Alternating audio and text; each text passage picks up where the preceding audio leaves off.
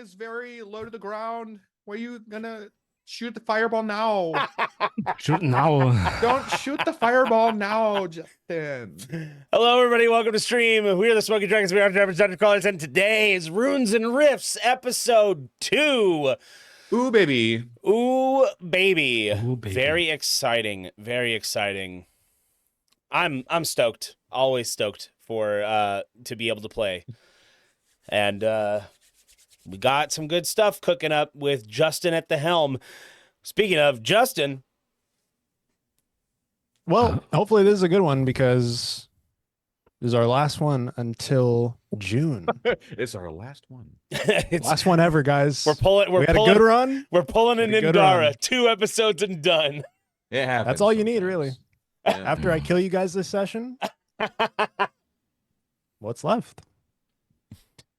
Yeah, we will be taking a break from Runes and Rifts for the month of May during our St. Jude Play Live charity season. But we have a lot of amazing content coming your way for St. Jude Play Live. We have 5 one-shots, 4 of which are DM'd by me, and 1 of which is DM'd by Justin. And it is, I believe we can say where the setting is, right? I'll say what it's called. Oh, please. Yeah, title reveal. Oh yeah. My one shot is going to be called the 500th Pentacontenary Bandle City Grand Prix. And it will One take more place time? in Runeterra.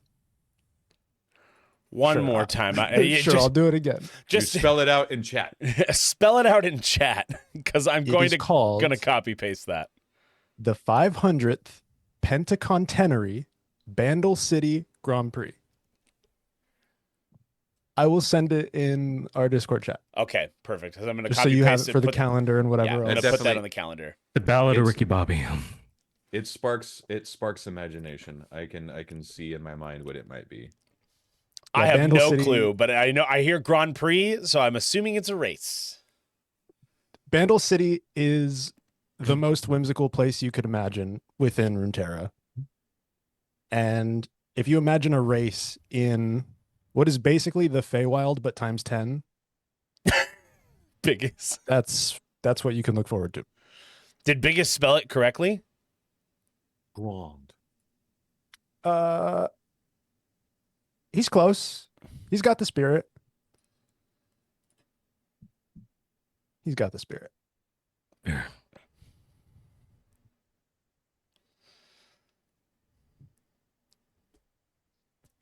Oh I man, got you. I'm gonna message it to you. thank you. Thank you. See, I gotta double check my own spelling from my prep. So unruly. But yeah, and there's also like so much other like amazing content that we're planning. We have a lot of really cool stuff. Yes, it is. Hidden, do you want to announce the Oh sure. the other thing? Thank you, camera. Thank you, camera. Camera, just keep on doing what you're doing. I need to get me one of those. Anyways, my birthday is coming up on May 10th, and that's also Mother's Day. So we're going to be throwing like a triple threat here for Mother's Day, St. Jude's, and my birthday. And we're gonna do a silly vampire goth stream. So if you want to come in your gothic best and join us for that, we're gonna be probably running from around 5 p.m. until who knows when. Starting it off with a homebrew, and it's gonna be really interesting vampire themed homebrew, and we're probably going to be doing some other like gothic memery, like tier listing vampires, checking out what would be Vampire the Masquerade, the RPG game that I always wanted to play when I was a kid, but I never got to because I didn't have a computer because I was very broke. But we could do it now, a very janky old Vampire the Masquerade game, probably modded to hell to make it look better and make it function because it's broken on Steam. We're going to be doing that. I'm probably going to be putting Rico and the community through some musical tests to see what they vibe with different like goth bands and metal stuff that I like a lot, and see where they fall in a tier list of the things that they like. Can I get Rico to like typo negative. We'll see. Can you imagine people who know who that is? That'd be crazy. I have no clue what that is. I know. And that's why I'm here to change things. To I change already things. know. But yeah, all kinds of stuff. We're gonna meme it up. We're gonna maybe watch some old paid programming commercials, Oh, laugh at that, like all kinds of stuff, all Hidden- kinds of things. Hidden and I were doing that earlier. We were doing it earlier. It's very fun. But yeah, be there on Mother's Day if you're a like really cool vampire mom and you want to come hang out after you get celebrated. If you're, I know it's really hard to make time for it. But if it's the end of your day and you want to come chill and mean a lot, if you can't make it, that's still cool. You can check out the VOD and all other stuff. Yeah. Yeah, we have so much really cool stuff. And I mean, also, Primo, along with Kareen and Slomo and I, we are going to be doing, a Baldur's Gate 3 modded crowd control playthrough. We're going to be shooting straight through the story, no side quests. We're going to be trying to see if we can get from Act 1 through 3 all the way to the end. Watch Slomo do a cooking thing today. Yeah, he does a lot of cooking stuff. He's also a really good cook. I've been there and his food was very, very delicious. I ate good when I was there. Got a Space Cat, thank you for the raid. Thank you so much.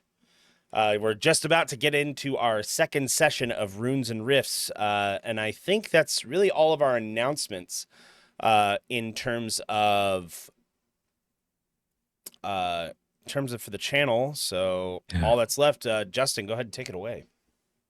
All right.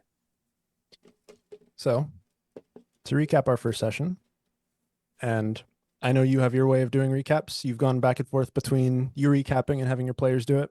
I'm going to do a mix of both. I'm just going to read out a summary of the first session. If I miss anything that you felt was important from the first session, throw it out. So, in our first session of Runes and Rifts, our party came together in the village of Meltridge within the kingdom of Demacia.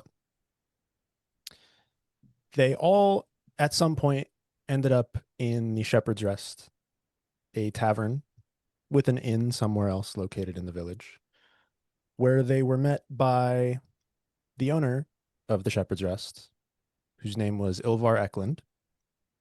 Some of them were led there by Ilvar's son Miles and his friend Kyra. Others made their way on their own.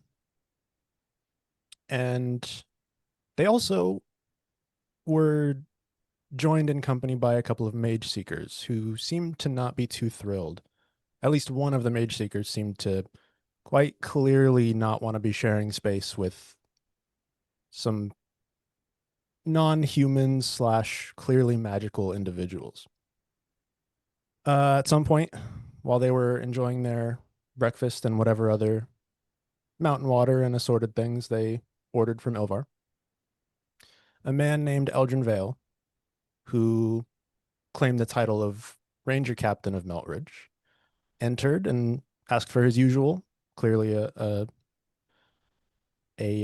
friend of Ilvar, and because of his keen ranger senses, couldn't help but eavesdrop on conversations at your table. Was able to exchange some information with the group,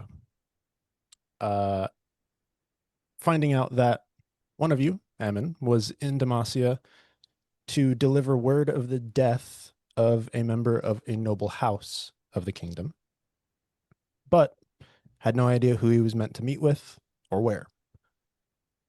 And so, asking for advice about how to get there, Captain Vale said, well, there's a few ways. Several paths down many of the roads in Demacia, or just go through the woods. But there's problems with that. As our conversations wrapped up, there was a noise and tremors. And the party emerged from the Shepherd's Rest to find some commotion from out in the wheat fields, where a wyvern had strayed from its home in the nearby mountains and had taken a Demacian raptor knight out of the sky. And they had impacted into one of the wheat fields. And the party made their way out, confronting the wyvern, defeating it, finding its rider, near death in one of the fields nearby, and unfortunately were unable to tend the rider's wounds, and he passed on. Captain Vale said this was likely a turning point in the village, and there would be more soldiers from the kingdom, potentially with mage seekers, who would come to investigate the death of a raptor knight. And so his advice was, if you're heading further into the kingdom, go through the woods, because it's out of sight. You won't be on the roads. But he offered to accompany you this time, claiming that things had changed for him too, though you weren't exactly sure of what he meant. But he offered to tell you everything at some point soon. And so, your group returned to the village to gather supplies and make your way out into the forests north of Meltridge. And that was where we ended our session. Anything I missed? Anything important? The healing that Takiji tried to do, and one of Captain Vale's men pointing his sword at Takiji, and That is, Ahmon and Captain Vale stepping in front of the blade. so at the display of magical ability, one of Captain Vale's rangers took issue and said that they should go fetch the mage seekers, and was told off and stormed off into the wheat fields. So, with that out of the way,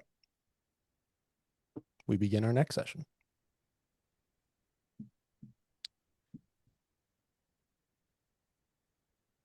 Let's start with resupplies. I think we'll kind of breeze over the preparations for this. So if there's anything specific that you think your character would try to obtain before you leave Meltridge, just say that now and I'll let you know if that's something you could find in the village. I'm going to assume you're going to take foods that have pretty stable shelf lives that are good for travel, Mm-hmm. that are easy to carry and will last you the week or so that it'll take you to arrive at your destination. And Captain Vale is also preparing as well. So, and if you're unsure, I think at least two of you, I think we talked about how much money you would start with. I don't know if we talked about how much Ahmon had. No. He'd probably have some given. I'll message you a number that I think I'm okay with you having. Okay.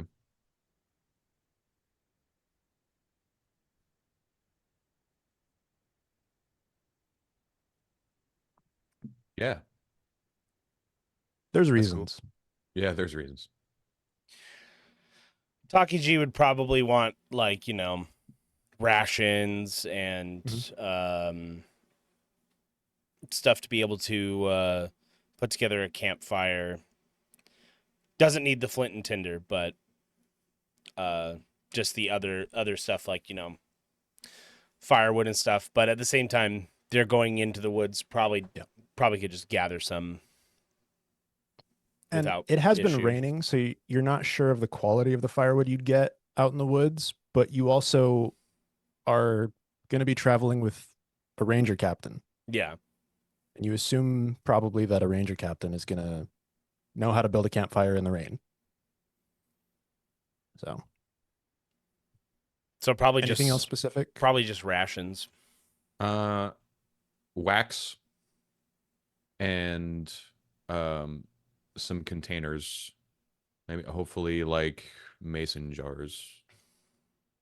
There is a candle shop in town which would have beeswax. Nice. So you're able to obtain however much of that you want.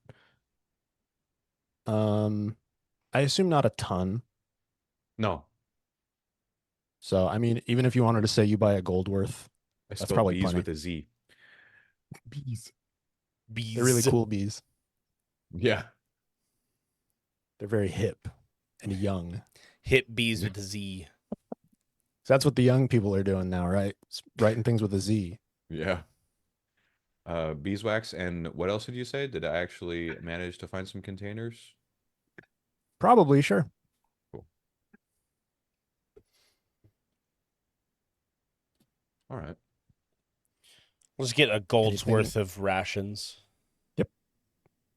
Anything specific for Vargan? I don't think so. All right. Easy enough. I mean, some mountain water. No. Mountain water. It's all mountain water. It's It's Melt all Ridge. More of that special mountain water. That's special mountain water. Melt Ridge. Melt Ridge. Could just as easily be a The volcano ridge is place. melting. Could Where just as has all easily the melt ridge. we could just as easily be next to a volcano, Justin. Okay. So, with that out of the way, our party leaves Melt Ridge. They head into the forests and then east toward House Durand. But today, our journey into the woods doesn't begin where it left off. Instead, we find ourselves in a different time and with a different group.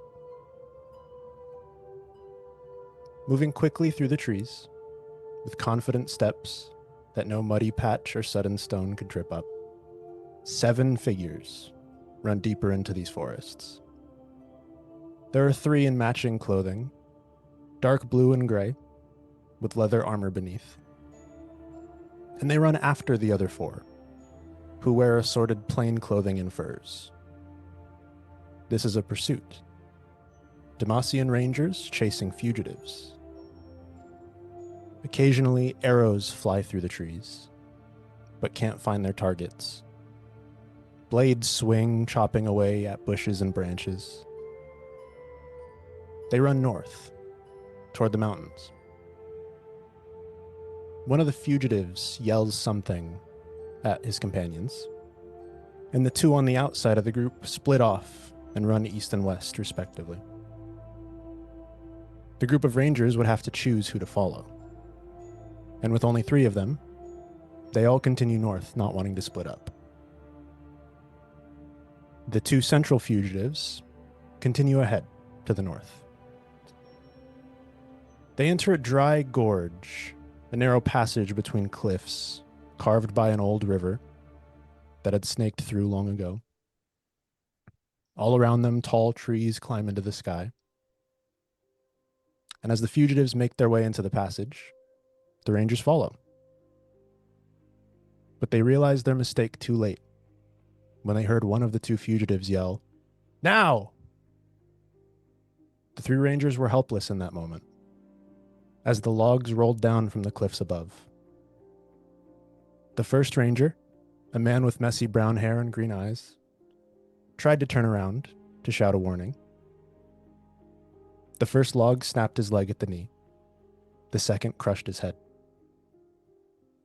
The second ranger, a woman with short blonde hair and gray eyes, almost reacted fast enough.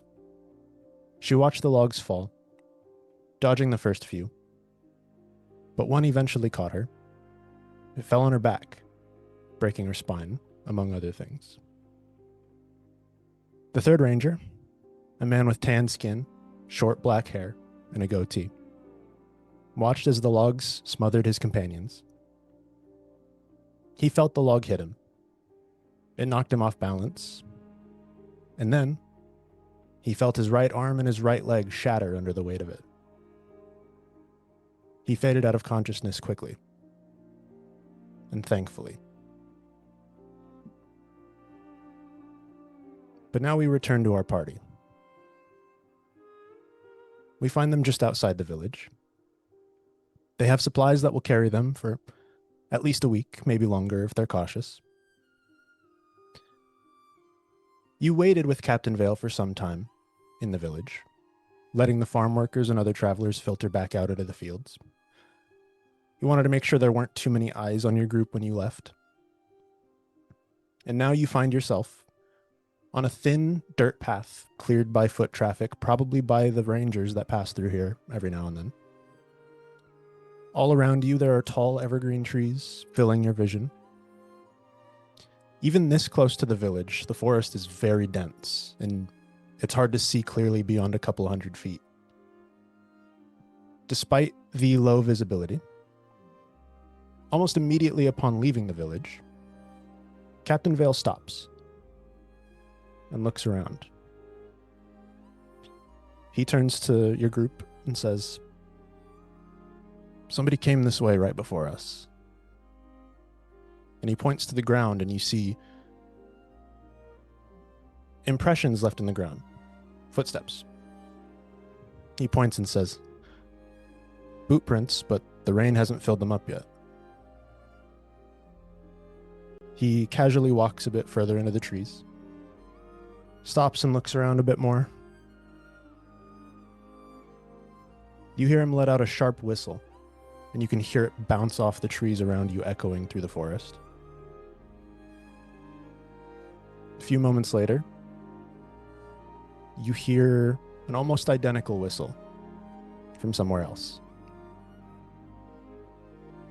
Looking over in that direction, you see, emerging from behind some trees, a woman in similar armor to his. She has brown hair tied into a braid that's hanging over one of her shoulders. By the looks of her, she's maybe in her early 20s. She's much younger than some of the other rangers you've seen. And she walks over confidently.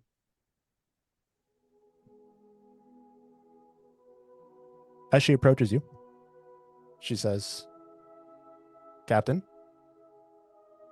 who are they?" And nods towards you. And he says, "New arrivals, I'm just showing them around."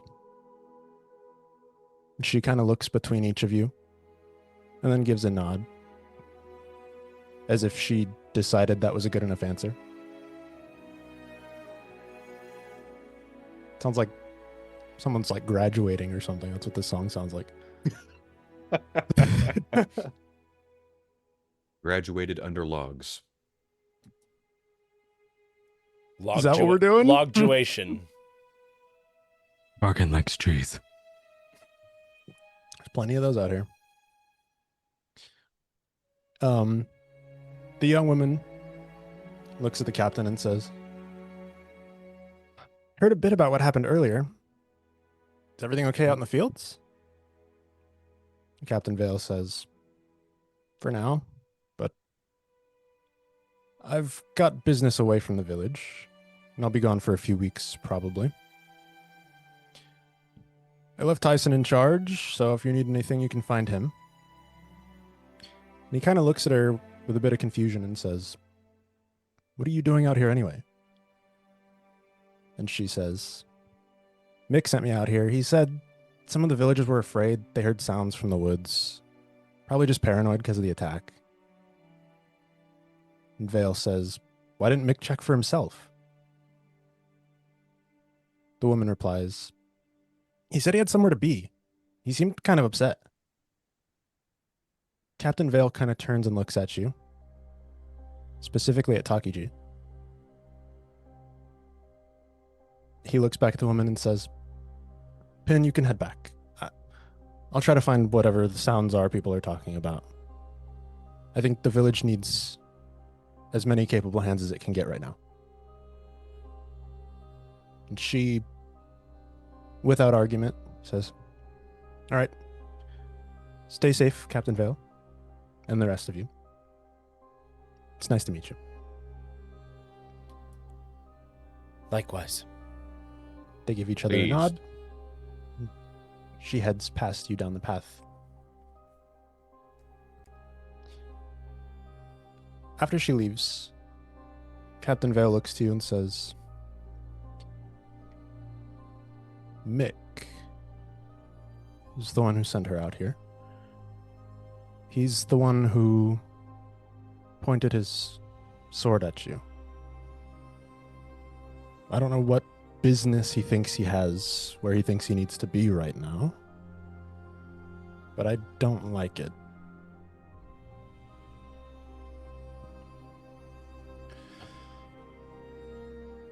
Perhaps defying your orders could be.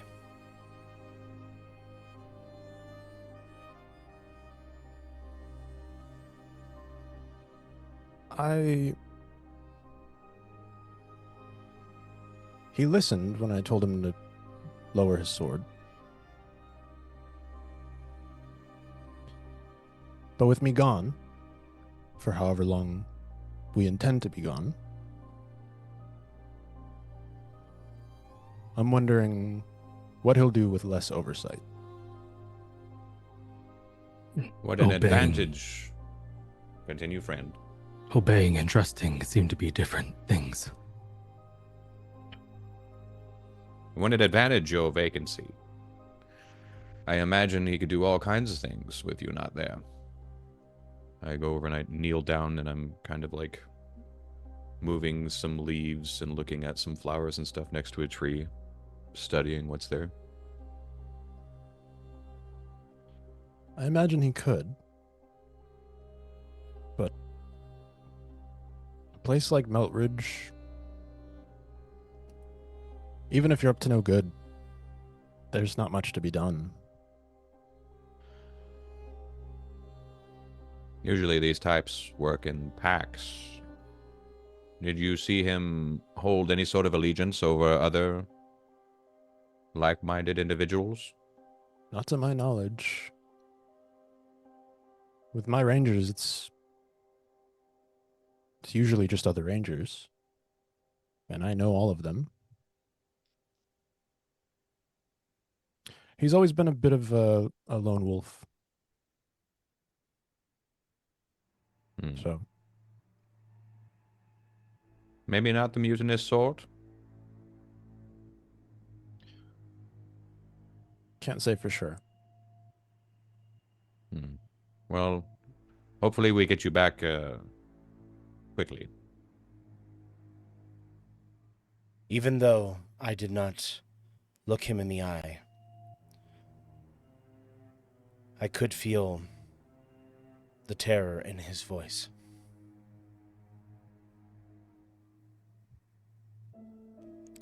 I think many in the kingdom have their reasons to be suspicious. But we have many things we need to do in the coming weeks. I'm sure we'll have time to discuss everything. But now, let's see what the villagers are saying they're hearing out here. He continues down the path, eventually finding an outcropping of stone that sticks out of the ground about 20 feet. He uses the moss and roots and nearby branches to slowly climb his way up as high as he can. And he stands on top of this stone. And he kind of kneels down and focuses. And he's up there for a couple of minutes. Eventually, he climbs back down to your group and says, "Actually, I do hear something. It's high-pitched, almost sounds like laughter. From the east, it's not very far. You hear You can laughter? go check Is it it? out. What kind of laughter? It just sounds like laughter. I don't know what it is. It could be a bird. We should go see." Some of the birds out here are territorial, though, so I wouldn't want us getting attacked. What time is it? It's a little after midday. Very large birds you have here in Demacia. Yeah, I think silverwings are about the biggest they get. The one out in the field. But there's others that are cousins of the silverwing that can also get quite large. What's going to happen to that bird now that its rider has fallen? I was never in very close company with the Raptor Knights, so I'm not sure what they do with the raptors that lose their riders. I know it takes a long time to build the relationship between a Raptor Knight and his Silverwing. And I know of times in the past where a rider will lose his bird. And usually that takes him out of the field for a few years while he builds a relationship with the new one. I don't know if the same is true in reverse. If maybe they'll try to pair the bird with another rider. But they're very intelligent creatures, and I don't doubt that Silverwing will remember its rider for some time. What a It's a thing to close bond. experience such loss.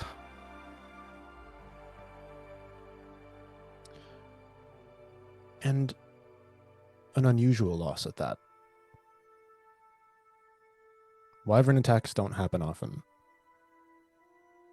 And I don't mean that lightly. I mean,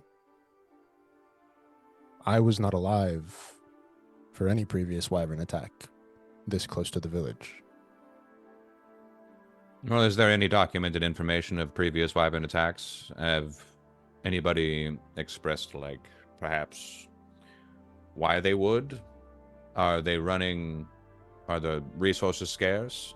Running out of food? Why would they encroach on the city? These are all good questions. As far as I know, most of the wyverns live in the mountains. Either the highlands in the north or the green fangs in the south. Based on where they landed, I assume this one came from south. And the green fangs are named as such because they are very green. There's plenty of life out there. I have no doubt that a wyvern living in the green fangs would be able to live a full life without ever leaving the mountains. Did we get was the wyvern just attacking? Did we see the wyvern like expressing like interest in a target or anything like that when we were fighting it? Because it looked for as much as I know, it just looked like it wanted to attack the bird, right? It wanted to attack the raptor. Initially, Did it look like yeah. it was going somewhere else before we got our hands on it and the raptor got its hands on it? When you first arrived, it looked like its full intention was just to kill that raptor. Hmm. But once you arrived and began to fight it, it just seemed to be fighting whoever was nearest, whoever seemed to be the biggest threat at the time. A bit of self-preservation or just outright lashing out. It's hard to know where it might have been going, what reasons it had for going there. Because you arrived after they had already crashed. Mm. And you were indoors when whatever happened had happened. So. Captain Vale says, I think if we do go see what that noise is, we should be a bit cautious, slow. Agreed. Once we get a bit Strange more laughter in the information. forest. Yeah, it's not exactly confidence inspiring. Just follow my lead. Lead on. And he starts heading off in the direction he heard the noises from. As you get closer, you can see he starts to be very selective with the routes he's taking, making sure that he has cover from the direction he's going, moving between trees, taking very light steps so as not to crush any of the undergrowth. And as the group makes their way, I want everybody to make a stealth check. All right, stealthy stealth. I'm good at this. Ooh, dirty 20. My 20 is also dirty. Well, just a couple of. just a couple of dirty 20s. This is stupid. All right, we're 7. we're sneaking. Just a couple of dirty 20s. No, Except for it me. makes sense. It's okay. This is a group check. So Yeah. as long as 2 of the 4 of you succeed on the check, it is a success. And we had 2 dirty 20s, which were both successes. And also Captain Vale rolled a natural 20 Oh, for a 27. So silent as the night. easily enough, you make your way further into the woods. And now I need you all to make perception checks.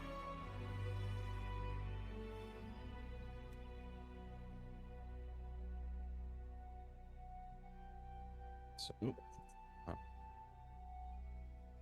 Oh,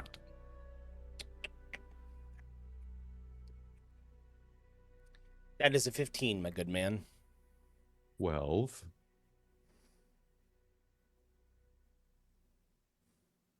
$16. Okay.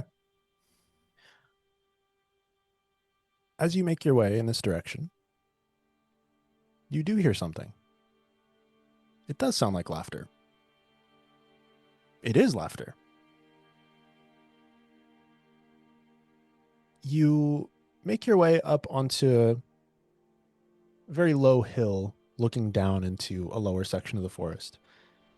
And you see running around in a small clearing 2 small figures. Familiar to Ahmon and Vargan. Miles and Kyra, who were told to go play in the woods by Mr. Eklund. But, so what were the rolls again?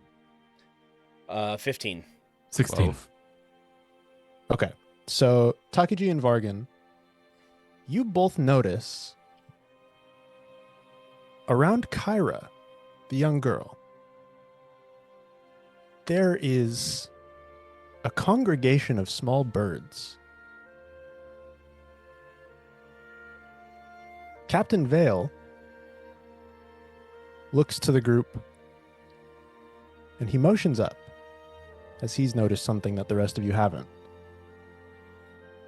Looking up into the branches and the trees above, you see owls, other large birds, all up in the branches watching the children below.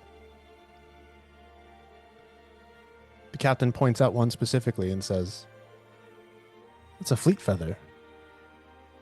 It's one of the birds I was warning you about.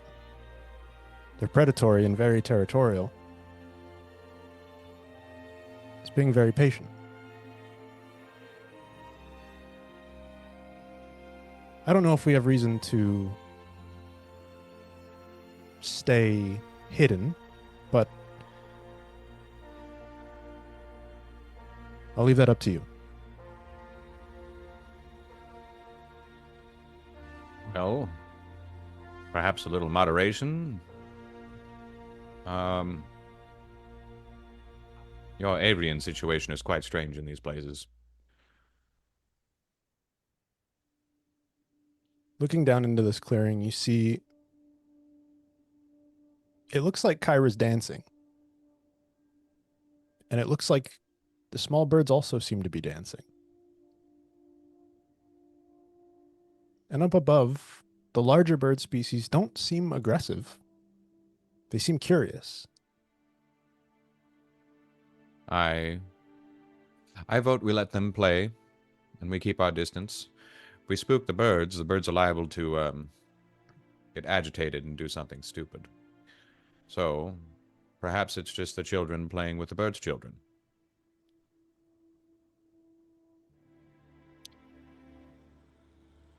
I think normally I would agree, but we have just had a wyvern attack, and I don't know what else could be lurking out here. I mean, we can watch. We don't have to abandon the situation. Depends how long you want to be here. That's true. We do have places to be. Perhaps one of us, Takiji? Would you think you'd like to go down there and make yourself known? You don't have to. You just seemed the kind sort that might be able to take care of this. My imposing, silly frame. Vargan's larger, even more opposing, silly frame. My size makes me less intimidating, you say? On the outside. I've seen you work in combat now. You're unassuming. This is a compliment. Then I will take it as such. Interfering may be unwise, but we need more information. I shall go down. And Takiji just dusts off his cloak and begins walking down. Okay. Not trying to stay out of sight? Nope. Okay. Pretty quickly after you begin to make your way down, you hear the rapid fluttering of wings and bird calls as many of the birds up in the trees begin to head off somewhere else, reacting to your presence. As you continue down, you can see a lot of the small birds in groups just kind of making their way out into the trees. Eventually, you just see the two children. Kyra seems a bit confused that all the birds have suddenly left. You see Miles is just kind of sitting on the ground, picking at some grass.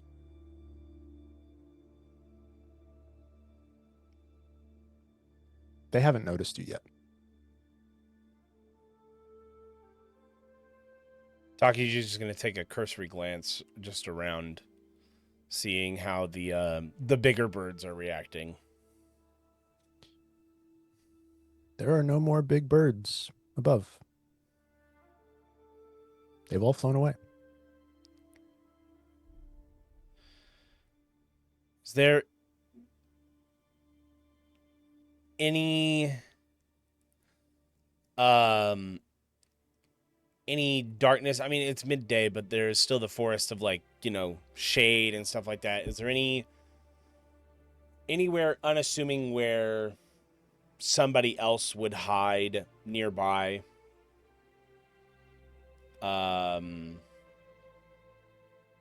Like any spots where I could see better than most?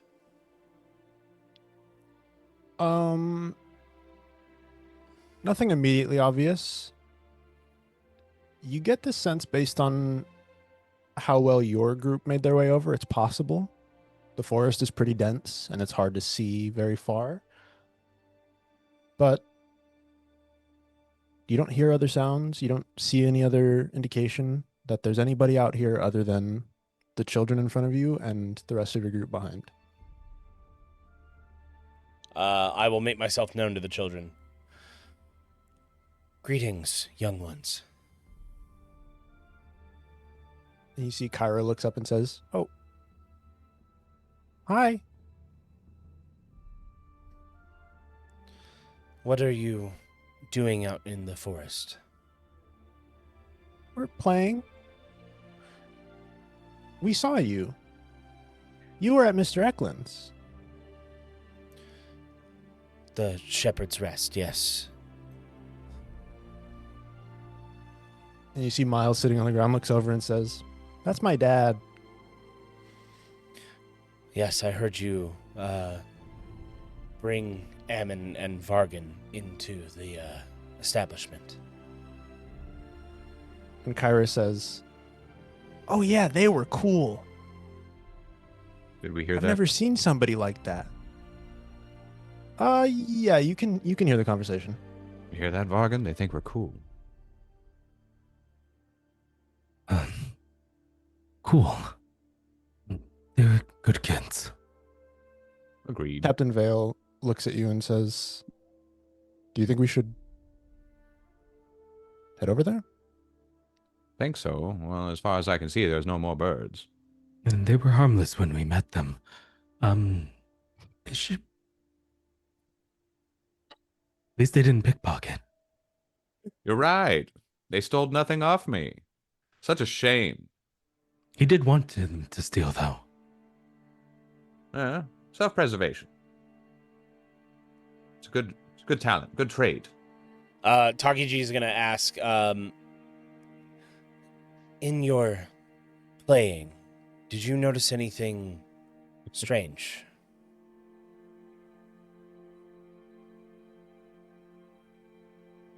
Strange like what? Something out of the ordinary. And Kyra kind of looks around.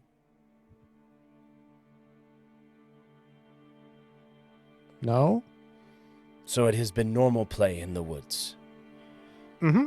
This is good. As the rest of the group approaches this clearing, Kyra notices them over your shoulder, Takiji. And she goes, "Captain!" And she runs past you. And Captain Vale kind of kneels down onto one knee, and Kyra runs over and gives him a big hug. And as she does, he stands up and picks her up in his arms and just kind of holds her there. "Kyra," and he looks over and says, "Hello, Miles.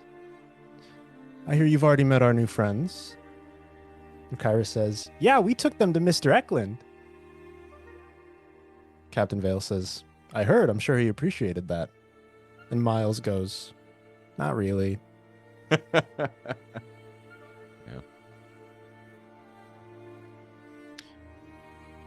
am sure your father was very grateful with your attempt. Your success, that is. Miles says, "I tried, but he didn't want me to." He wanted you to remain having fun. A father's love for their child is boundless. So deep, Takiji. I know from experience. You are not just trying to pull off patronage? No. That is... I have no ill intent. Miles is just pulling blades of grass out of the ground, just ripping them out and letting them fall. Why do you... Either way, little one, you did a good job. Why do you disturb the grass so? I don't know. Is it because you He feel... just keeps doing it. You feel... anger? No, I just like it. Ah. Well, that is good. That it is not out of anger. You see Kyra in Captain Vale's arms just goes, "What are you doing out here? Are you playing?"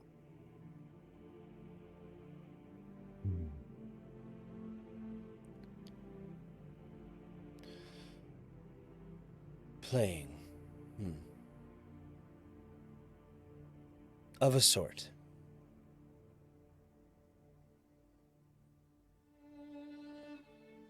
Is it fun? That remains to be seen. We're doing some investigative work. We're looking for interesting things. Cool things. Have you seen anything else today that looked cool?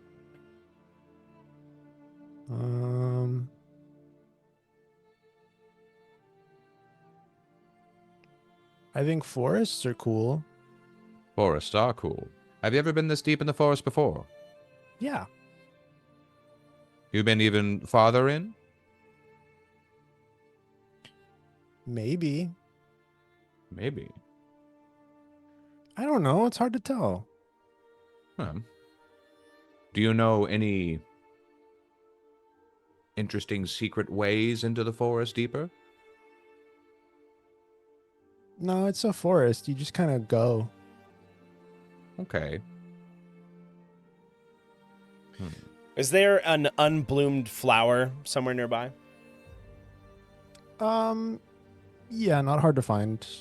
You find somewhere near a nearby vine that's growing up side of a tree. That's just got little buds. I'll take like a paring knife out of my pack and just kind of cut a piece of the vine free, and then I'll go hand it to Miles. Hold this, Okay. and then I'll wave my hand over it and cast Druidcraft. Ooh. And as you do, the bud opens and reveals the flower inside. And as this happens, you see the expression on Miles' face change from apathy to panic. And he very quickly drops the flower out of his hand, and he gets to his feet and he backs up. And he looks up at you, and he seems a bit afraid. Captain Vale sees this and says, Miles, it's okay. It's all right. They're friends. Miles just kind of, sorry. Do not be frightened.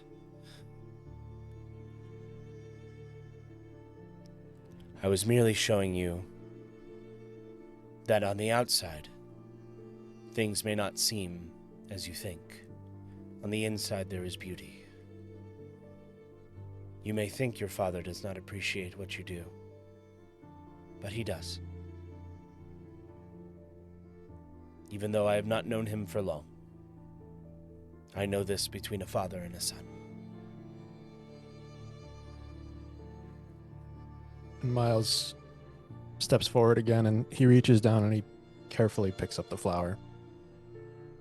And he walks it over and he holds it out to you. You can have it.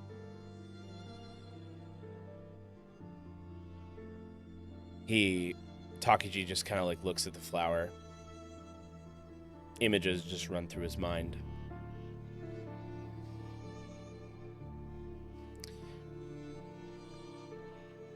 Thank you. And he'll take the flower and he'll just kind of fasten it into his armor. Captain Vale says, I'm sorry to interrupt your fun, but there's been some things that have happened in the village in the past couple hours, and I think it's probably time for you kids to head back home. There's always tomorrow, and plenty more fun to be had out here, but for now you should probably head back to your parents. Do you know the way back? And Kyra looks at him and goes, mm-hmm. And he sits her down on the ground. Well then, I'll see you soon. We'll be gone for a while, but we'll be back. And Kyra says, okay, see you then. And the two kids just kind of march their way off. And they turn around and wave at you exaggeratedly as they leave. They seem to be heading in the general direction of the village. Takiji just hesitantly puts up a hand and puts it down again. Takiji, what a ripple in time you are. I think you did good for our people right there. In the future. I only spoke the truth. Nothing more. Shall we move on? As Takiji just kind of wipes his face. As you make your way back onto the path, Captain Vale just kind of walking and talking, says,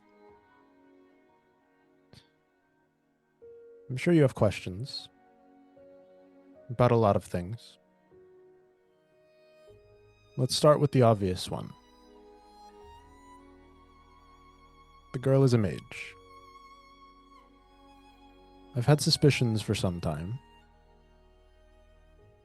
What we saw just now cleared things up for me.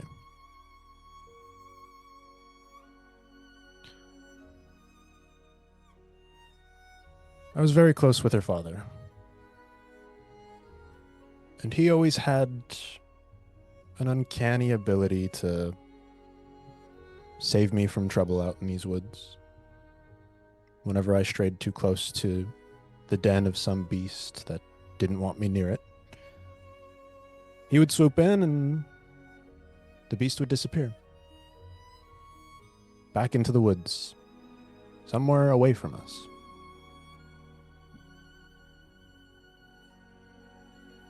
He died some years ago. And I've tried to look after Kyra. Her mother does all right. But now I worry a bit. With the girl beginning to show her abilities more and more.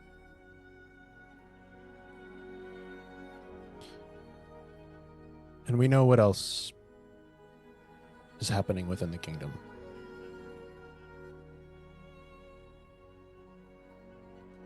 I'm trying to keep them safe. You believe she will be a potential target for mage seekers? I know she will.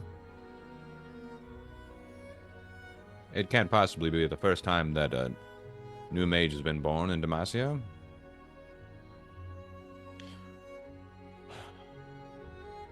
Not at all. They're born here more often than you'd think. For a place that seems to not want them, they seem to find their way here more than the mage seekers would want.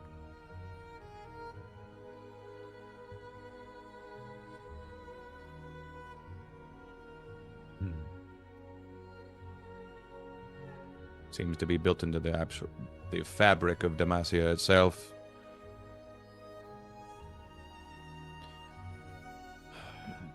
For a while, it wasn't. A lot's changed in recent years, and I can't say why.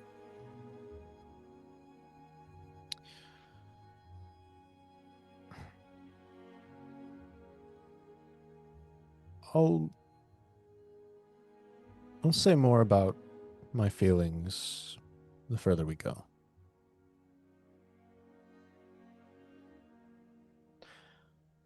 For now, I want to know a bit more about all of you. I'd say I know the most about Ahmon here. He seemed to have the most to share in the Shepherd's Rest. And of course, you're the reason we're heading to House Durand. I'm an open book with a couple pages torn out, darling. You can ask whatever you'd like. So, a man died in Mudtown, and you're delivering word of his death. I am. And you've said your goal is to clear Mudtown of any suspicion of wrongdoing, correct? Absolutely. Mudtown took me in and made me one of its own. I feel indebted to it, and I'm proud to be a representative. And when we arrive at House Durand, how are you intending to do this? It's not going to be pretty to anybody who hasn't experienced it already, and I can't tell you it's always pretty for myself. But I have certain capabilities that if you didn't already recognize it in that fight, my friend that got torched, unfortunately, by the upset whelp. He wasn't exactly alive, but kinda alive. I had my suspicions.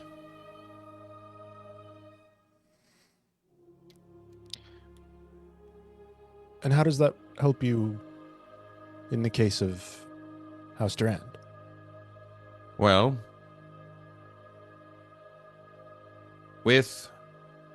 I suppose it'd be with or without the family's blessing. I'm not sure exactly how I'm going to conduct myself until I get into the room. But I can bring him back. And I'll do so for a short time. I usually like doing so with permission. But it's a strenuous order.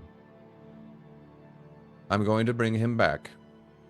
And we're going to hear it straight from the corpse's mouth. Exactly what happened. If he can recall, if there was any sort of wrongdoing, or if it was just a complete accident, which is my speculation. I believe he partied a little too hard, got too drunk, fell into the machines, and got himself compressed. And I want that to be evidence in favor of Mudtown. That it was gross negligence, not on our part, but on House Durand. And is the corpse being delivered separately? I have it with me. I told you I have interesting capabilities. Well, that's good to know. Yes. As a sentinel, I should be wary. I'm more intrigued, however. I assure you, I mean none of you any harm. If I had believed that, you wouldn't be standing here. Oh, there's no need for idle threats. You have not tried to hurt me in the time that we've met. So I trust you. It is also no threat. I just speak the truth. Well, I think in time, perhaps you'll grow to enjoy my work. I am intrigued, mainly that you wield this power. It is for good reason. I know something of it myself. As I said, if it is any consolation, those that I work with usually sign off to work with me before they go.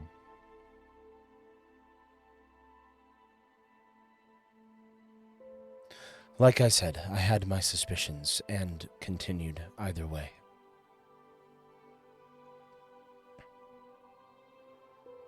So you have my trust. Everybody except for Takiji, make a perception check.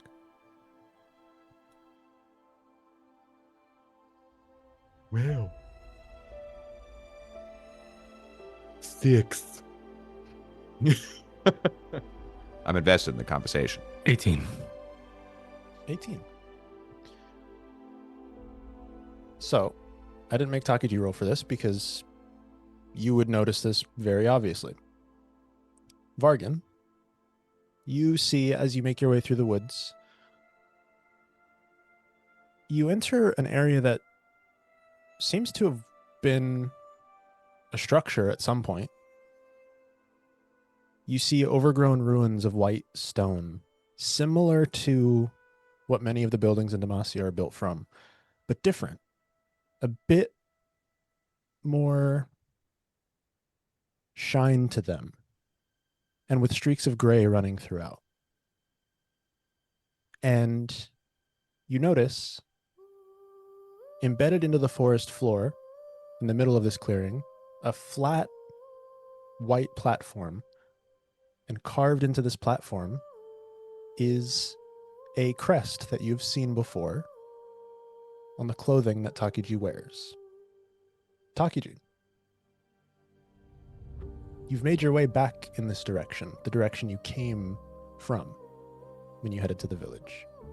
This is where you first arrived in Demacia.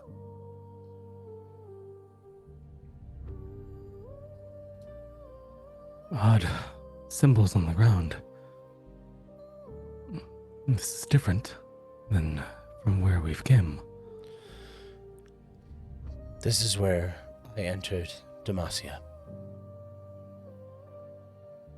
Your home.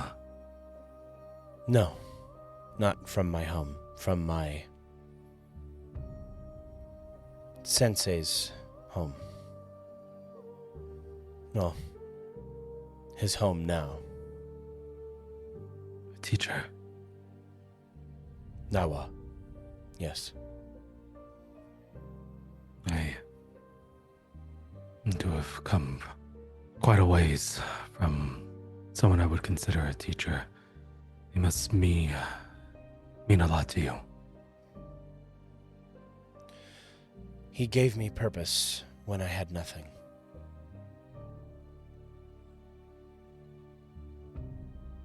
And being seen in good light with him is all that matters now.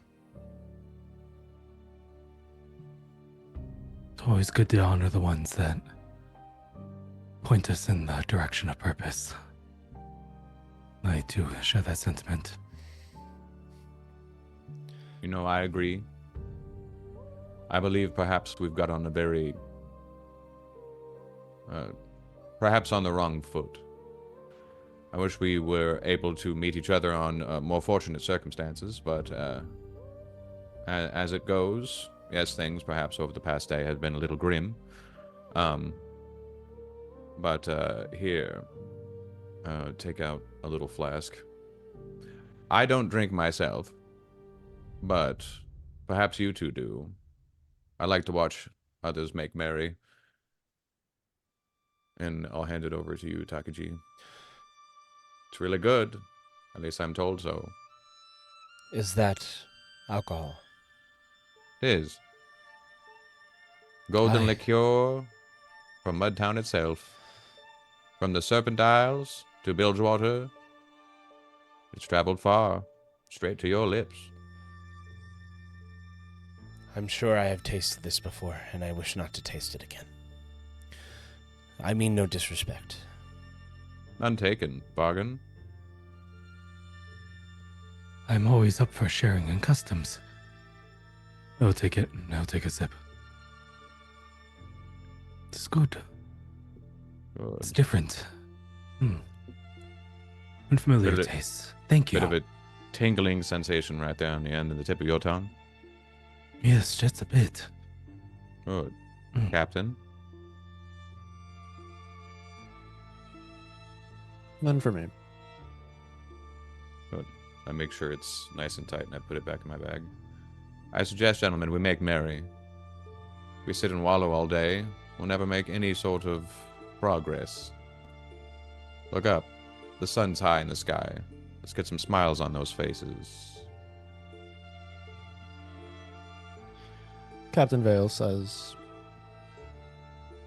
nothing else. It seems when you strip away the details, we all have quite a bit in common. Even without prying,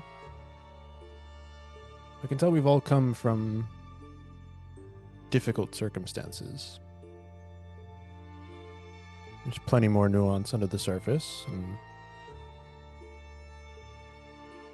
not meaning to imply it's been any better or worse for any of us.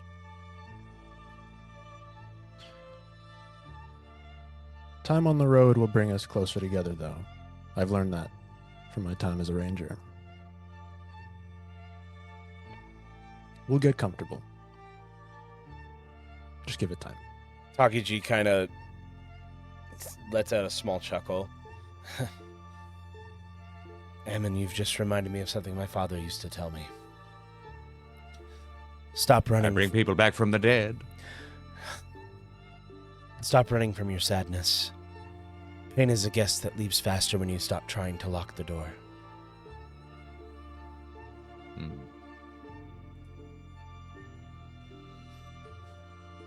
Thank you for reminding me of his words. And he cracks a small smile. That's what I'm talking about.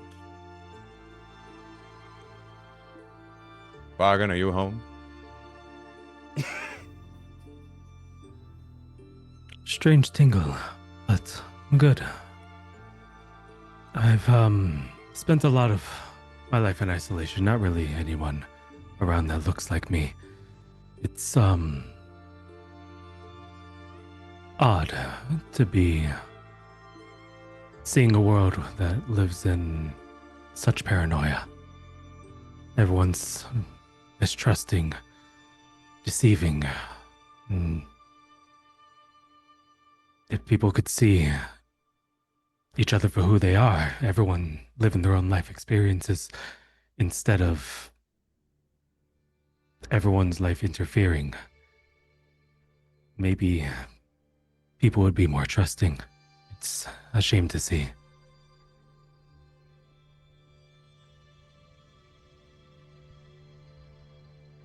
You're from Well, Targon, right? I am. Spent a lot of my life in the mountains. Not so much had a family, but the shrine keepers and the people of Mount Targon were kind to me. And how do the Targonians feel about Demacia? Do they know what Demacia does in Targon?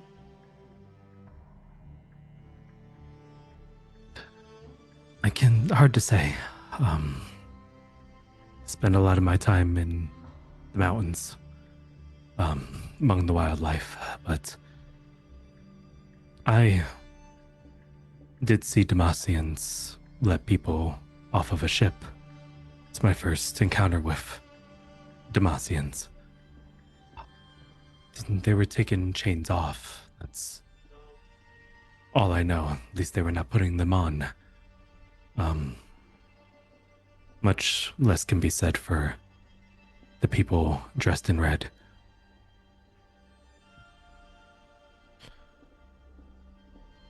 I had heard of it when I served. It's called the Crown of Stone. It's a death sentence.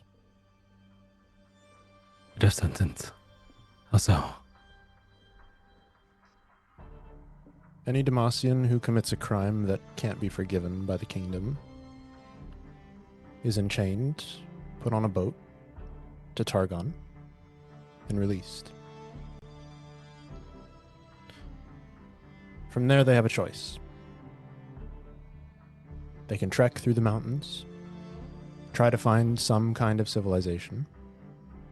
It's a tough ask. The people of Targon don't exactly make themselves well known. Or make the climb. There's a promise of something more at the peak of Mount Targon. But I've never heard of any making that climb. Successfully, that is. I've heard stories of people climbing the mountain. I've climbed myself, but never that high. I mean, it could be a death sentence, but I could also see it as Demacians giving people a choice. They could have killed them, but they let them decide their own fate. Depends on how you look at it. For me, it's hard to see it as anything other than certain death. In your time living in Targon, how often did you meet someone in one of your tribes, in one of your shrines, as you said, that claimed to be from Demacia? How many of them make it? Not that I know of. Especially none that would claim they're from Demacia. This is what this kingdom does.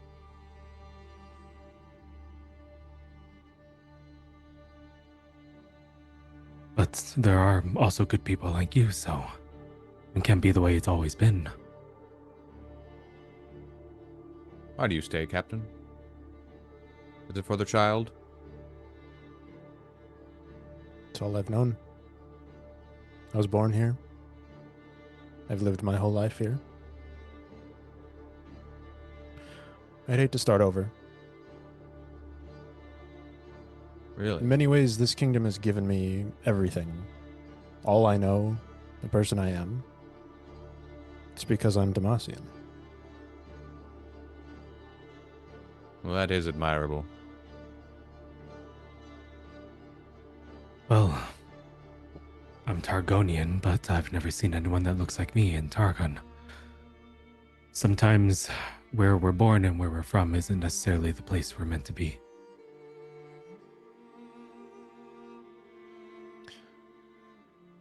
Do you see this as starting over, Vargan? I don't see it as starting over, I see it as starting anew, broadening my horizon. If I know more about what's out there, then I can truly appreciate where I've come from. Just seeking answers in whichever way the powers that may be provide for me.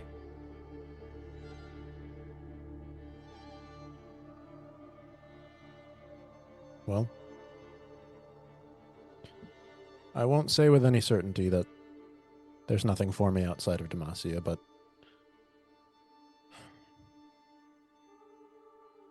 I do feel a sense of purpose here.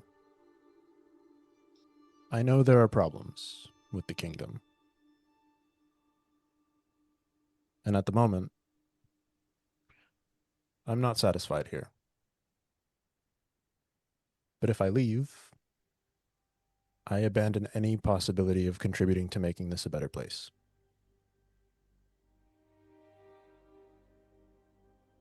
Now, there's the words I was hoping to hear. Perhaps you just needed a shove in the direction that you were already headed. You could be the image of things of improvement in Demacia, you know.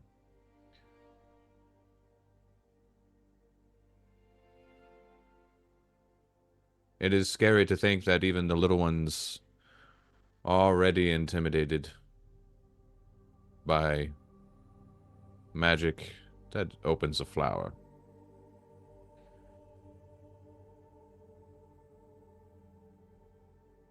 I understand that magic can be very scary, very frightening, but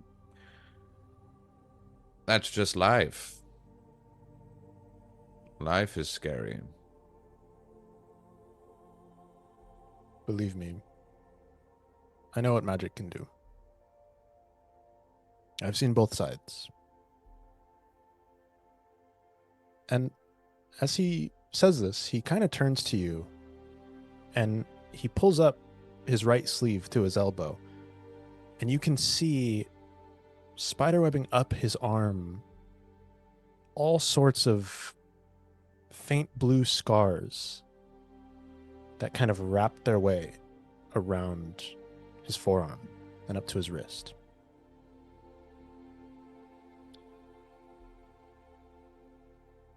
When I served years ago, my company was ambushed. There were 3 of us. The other 2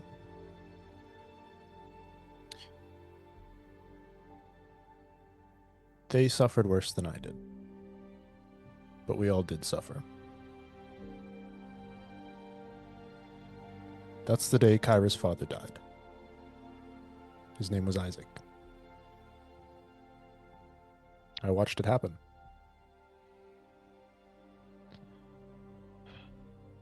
The other ranger, she lived, but at times I'm sure she wishes that she hadn't. Her name is Billy. She's still in Meltridge. She hasn't walked since that day. For a while, I couldn't walk. The entire right side of my body was crushed. I'm sure I was close to death. But What did you see?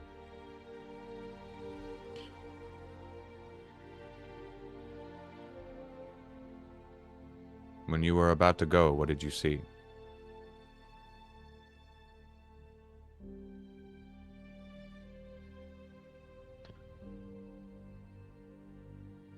I saw my home, Meltridge. I saw the village. I think that's why I'm here. Because even near death, I wanted to go where I was most comfortable. Did you see her?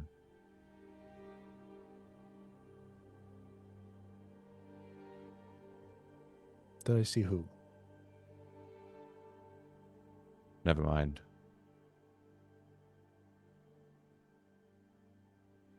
I'm sorry.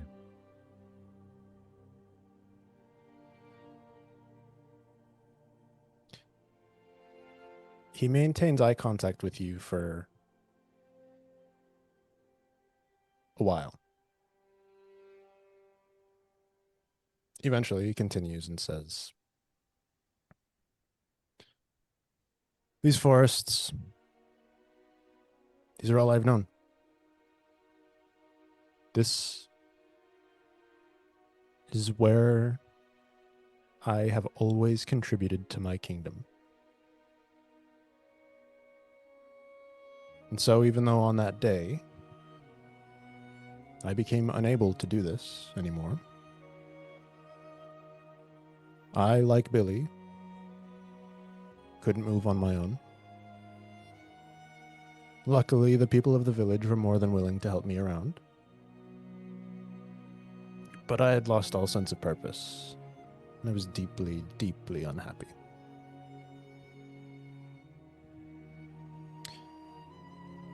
And I did what I thought I would never do.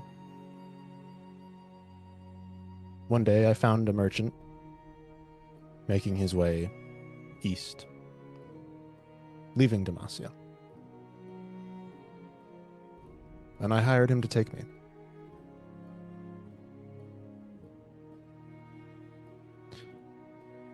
I had heard that outside the kingdom, there were people who might be able to fix me.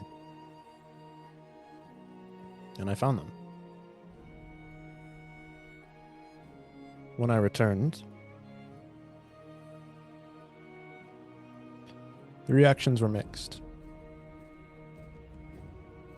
Many people in my home still don't look at me the same way. They know what I did.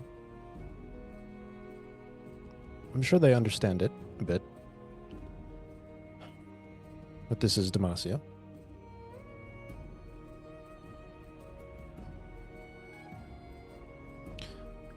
But I see no other way that I can do what I must. So believe me. I know very well what magic is capable of.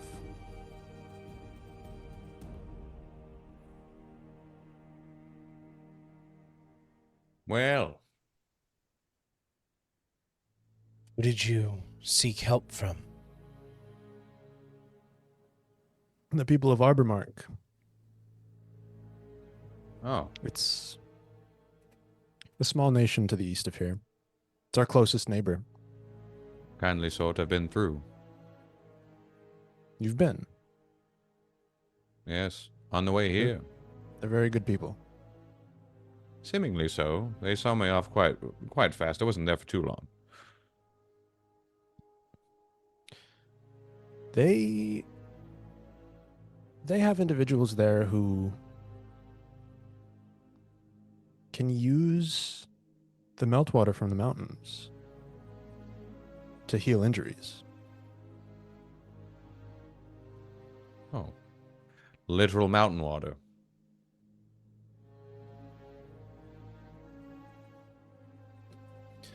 Seems such a waste to drink it. I don't know if it's the water or the people that make the difference. Maybe both. It's the combination. In my is true. experience, a little of column A and a little of column B.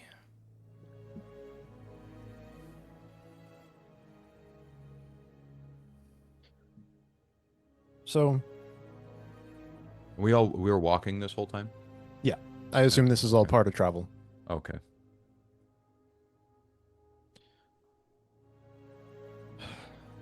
That's sort of how I feel about this whole thing.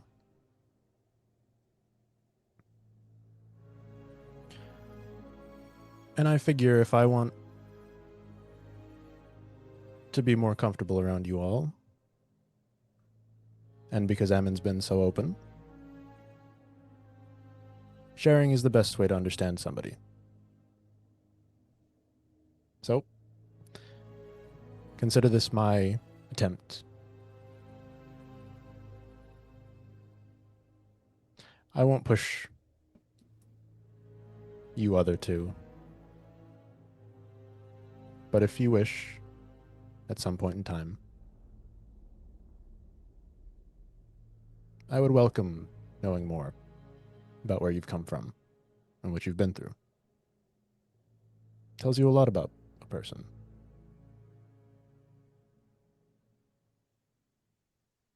If you'd like, it can wait until tonight. I'm sure we'll have time to sit, have a meal.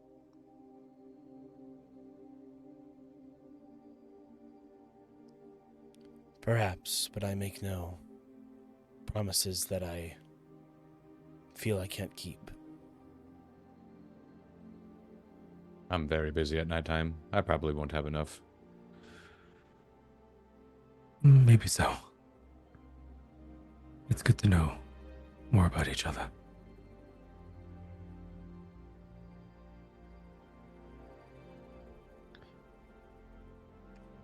Well, over the next few hours, you make your way through relatively thin parts of the forest and parts that are pretty rough. You're not sure what kind of pace you're traveling on, how quickly you're making your way to your destination. Captain Vale, with his experience in these woods, guides you with little effort, trying to find the path of least resistance, but through many parts of these woods, the least resistance is quite a bit of resistance. Eventually, the sun begins to set, and the rain stops. Finally.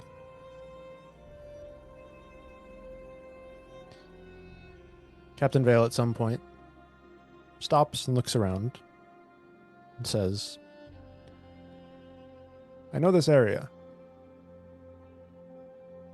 There's a cave nearby that we used to stop at when we needed a place to stay. We're not too far from the road, though, so we should keep an eye out. It's a pretty well-known place. But it's shelter. And he makes his way a bit north toward the mountains. Following along, you eventually do find this cave. You can see a small trickle of water running out of a very narrow opening into the mountain. Captain,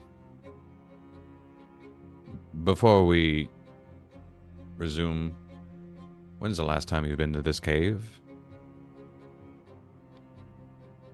It's been some years. You don't think anybody has taken up residence, do you? He looks around at the forest nearby. He kind of looks at the plant life and the general vicinity, and he says, I don't see any indication that anyone's been through here in at least a few months. Knowing what you as a DM know about me, do I get any sort of sense of something being off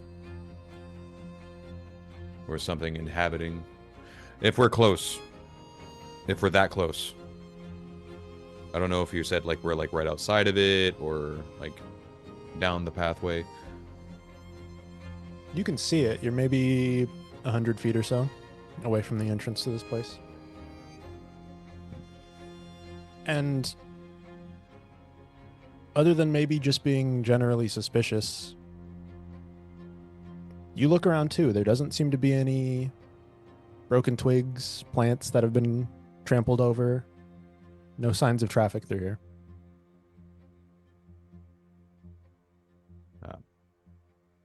You mind if this is what I normally do? Do you mind if I let one of my friends investigate? Whatever makes you feel comfortable. All right. I'm not going to be very mysterious about the whole process this time, but I pull off my green crow bag and I set it on the ground, just like this. This is how I transport everybody. They kind of just all fit in there. And I open it up and I start to pull out another humanoid figure, and immediately right when they get pulled out of the bag, you get a strong scent of lavender and spices that almost mirror what I smell like, but even more intense. And I help set them up. And as opposed to Bartholomew, the figure that you see currently is way more thin and wispy than the other one. You could tell that this particular subject would be way more spry. Even feminine in figure, they are completely covered in browns and golds, or at least what you would think is like brass types of armor bits, and with like a cloth face covering. And you could tell that there's a lot of attention to detail on every part of this figure's form, and even adorned in some of the same jewelry that Ammon is wearing. Hello, Bello. It's good to see you again. If you don't mind,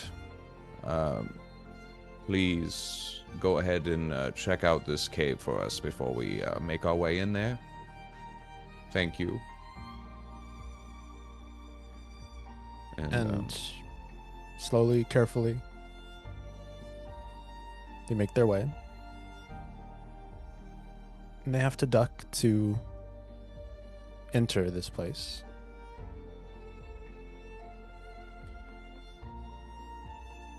Now,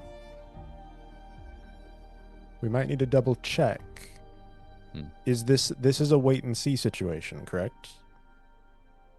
Yeah, depending. I can also, what I could do is I could cast light on either the chest piece, yeah, probably the chest piece of Bello, and as they continue through, so it sort of illuminates the surroundings as they walk through. Okay. So you see them enter this place, crouching down through the entrance. And you lose sight, but you can see the faint bit of light from the inside. And you see it slowly but surely vanish as they continue. A long time passes. You still feel the connection. After a minute or so, you see the light begin to re-emerge and crouching down from the same entrance. Well Just stands done, there. friend. Well done indeed, well done. Well, I suppose we would have been notified if anything was going awry in the cave. I'm admittedly a bit paranoid before going into enclosed spaces, but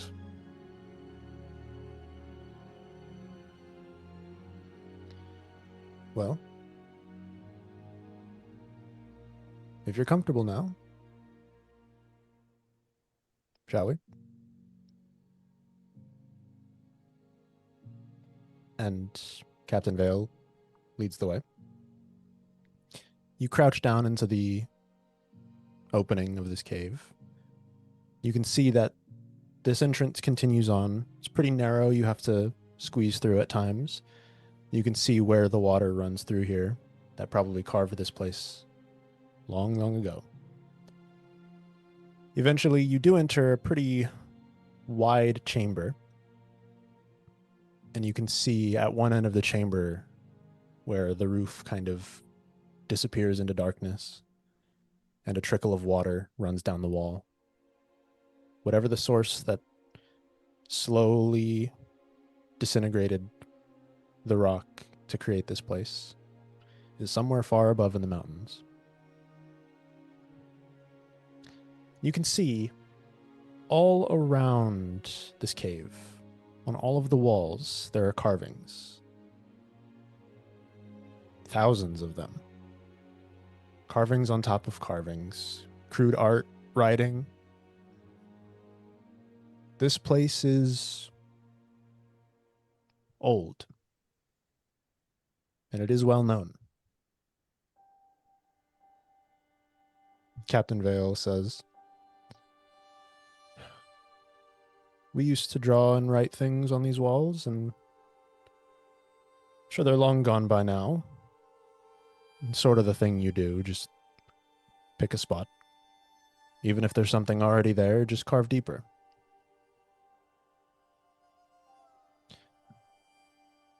It's part of the history. Gives a character.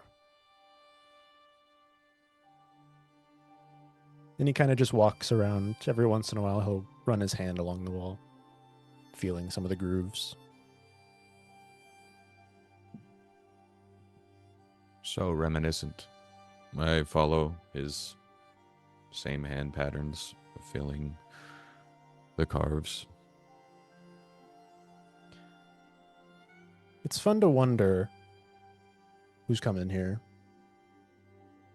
why they were out in the woods, whether it were rangers or people the rangers were after. But they all feel the need to leave a carving.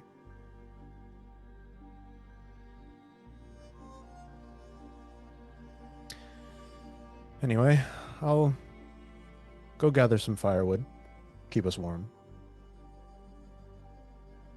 You can get comfortable. I'll be back shortly. Is there a spot on the wall that is still relatively open, like only like a few carvings? I'll say make an investigation check.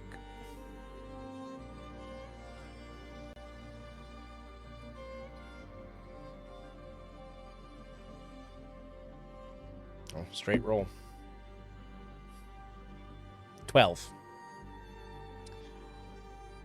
With a 12, I would give you a solid not really. This place is very, very well carved. But as Captain Vale said, sometimes you just got to carve deeper than the last person. Is there a spot that could work that I can use a bunch of other carvings to create the shape of a tree, using the some of the carvings as like the tops of a tree, like the leaves and stuff? This is like graffiti rules. You gotta find the one that's like against you, and you gotta cover it up and do your own type of thing in front of it.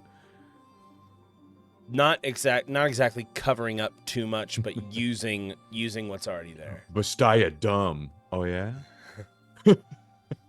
I'll say if you want to try, you can make a performance check.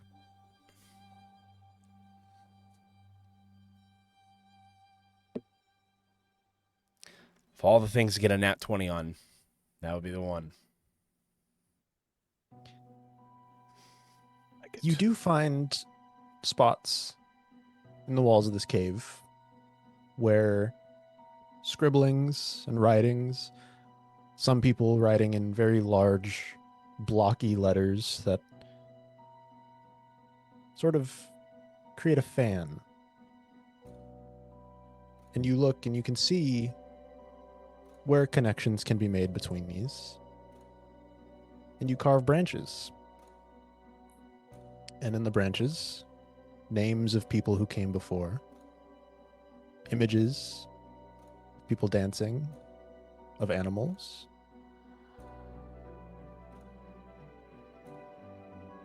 And you carve deeply into this wall, continuing the tree down through the trunk. And you do the same with the roots. And the roots spiral around each other, eventually finding their way into the ground. And you step back and you look. And there is a very clear impression of a tree. But it's very well integrated. And it feels like it should be there.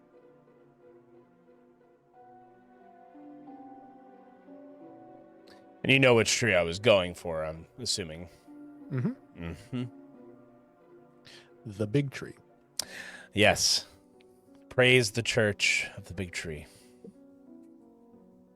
Always and forever. Takiji just looks at his work. Just kind of like lost in it. Turned out better than he thought. I like a signature that covers up a lot of space. Takiji kind of like, oh, sorry, I was inspired. Well done. Don't mind me. I'm just passing. Trying to find a spot that's comfortable for me and Bello. It's, from my home. Where's that again? Phalor. Phalor. Haven't the foggiest. It's in Ionia. Oh. I have heard of Ionia. I've never been there myself. We get a lot of delicious fruit from Ionia. We do the imports into Mudtown. I do miss the fruit the most. Do you? What's your favorite? It's hard to pick. Well, I do have time, and I turn around and I pull out like some tinder and I try to light this small like a little lantern / candle bit. I can set it on top of a rock, and I can start pulling out like a pillow type of thing, and I hold Bello's hand as I kind of sit them onto the pillow and start getting some of my other stuff around. Continue if you're interested. I'm just going to do some busy work here. Very well. You want to hear about my home? Well, why not? Seems like it's a fanciful place. And I take off Bello's helmet, and I pull out a comb, and I start to brush their hair back. Phalor, a beautiful place. I'm part of the tribe known as the Miyoki. We tend to the passing of others. We help connect them to their ancestors.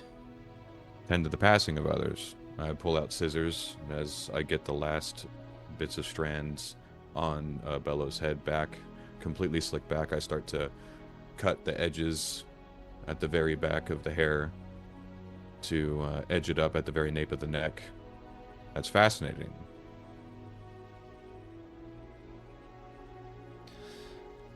I was to be one to do the tending. To tend to the grieving tree. Wow, I feel like we're way more alike than I thought when I first met you. And I go around and I kind of kneel a little bit and I grab Bello by the chin and I'm kind of looking back and forth and I'm getting the smudges is off their eyebrows and shoring them up and then taking out some more lavender and placing it under the shoulder into the armor bits. Hence why I mentioned my intrigue. Oh.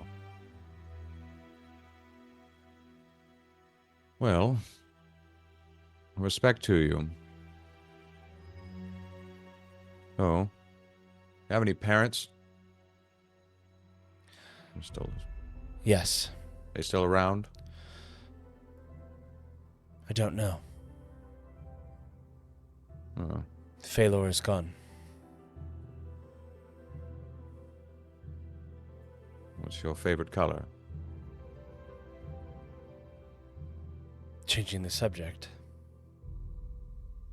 I like that. I'll be a kaleidoscope of information by the time the conversation is done.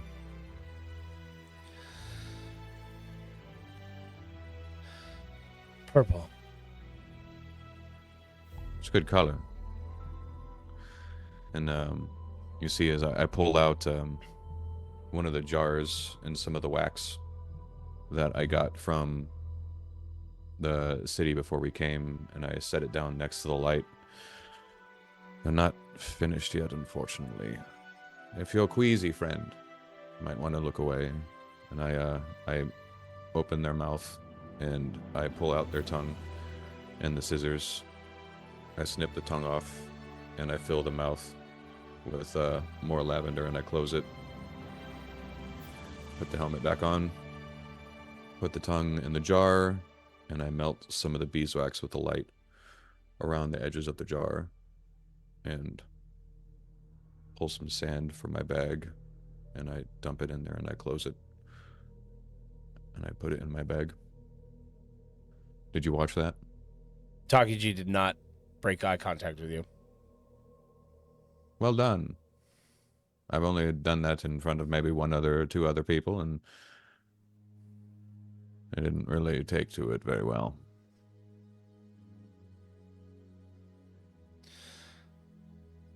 I am accustomed to death. That's good to know. Are you accustomed to beyond death? Of a sort. You can explain yourself to me. It's something I have been researching.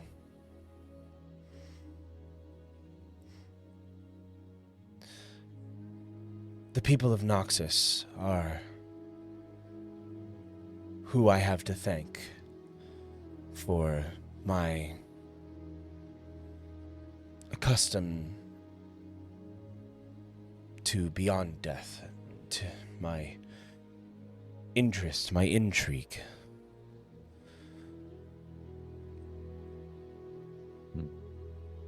But my hatred for them is deep. Who slighted you? What'd they do to you, Takiji? I get down on a knee, and I take Bello's hand, and I start to inspect their fingernails. They took my home. They took your home, and still there? And I start to snip their fingernails and shine them. Phalor is gone. What do you mean by gone, Takiji? It isn't there anymore. I haven't been back to check, but I have heard of what Noxus does. They don't leave much behind. If anything. Noxus, huh? I go and I lift the armor just a little bit and make sure that the sewing that I've done on the chest is adequate. I pat the side of the helmet that I just placed on Bello. You're sure up, friend. Thank you for your work. And I turn my full attention to Takiji. Noxus, you say? You pissed off Noxians. I did nothing to wrong them. They felt that that Ionia was theirs to take. That sounds about right. I was From only what I've 13. heard anyway. I've only ran into a few of them, but they're always seemingly agitated. Vargan. As you Oh, look yeah. over to Vargan, his hands running up against the wall. He studies it for a while until he finds a rude carving of a sword. He starts to carve a shield around it. As he pulls away the dust off, it is enough.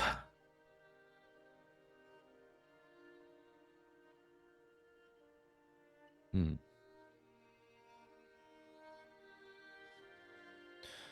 I meant to ask earlier. The men in dark armor and red cloaks, Yes. were they Noxian? If they wear red cloaks, I assume so. I believe maybe one of the soldiers have maybe said they were Noxian. I cannot remember. They were a violent bunch. Very unpleasant. They use loud weapons, wrought of iron, smell of black powder. They reek of it. I could recall such a thing. He looks back at the carving. A blade kind of like this. It was a shame. It's violent. People killing for reasons I can't explain. But gunpowder I did smell, yes. Noxians only want to take. They seek to conquer. That is all. Unfortunate. People trying to take what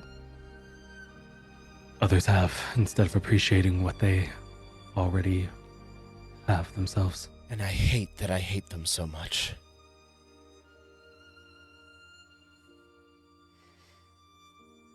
My father taught me better.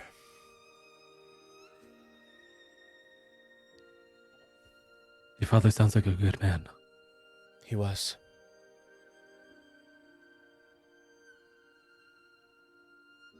And my mother, beautiful, radiant. I was very blessed to have them as parents. Sorry. No need to be sorry.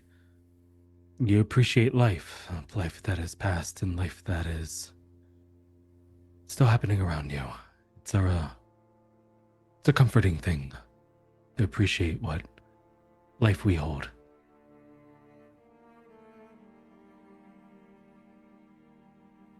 I've always been afraid to go back to Phalor.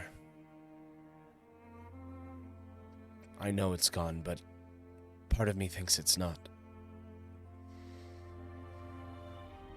But that part of me is afraid. I don't want to find the answer. Takiji, I don't think that is just the answer. I think that is your answer.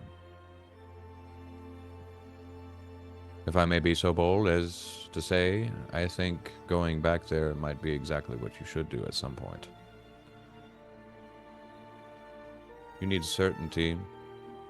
Stare this kind of thing right in the face. If you have the right amount of people there with you, or the right people in general, I think you could make it right through.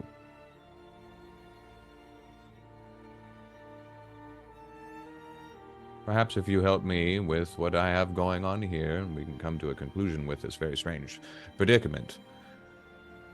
Help you see your place once again. whatever shape it might be in. Maybe it's left vacant. Maybe they're not there. Maybe you can rebuild. Ionia is a very big place. I'm sure even if it was left asunder, you can rebuild with the people of Ionia. And even if perhaps it's not. Perhaps it is still there. Maybe it's occupied. Can't take I'm not so stupid to think we can take on the entire Noxian force. But like I said, in due time, maybe we'll make enough friends to make a difference.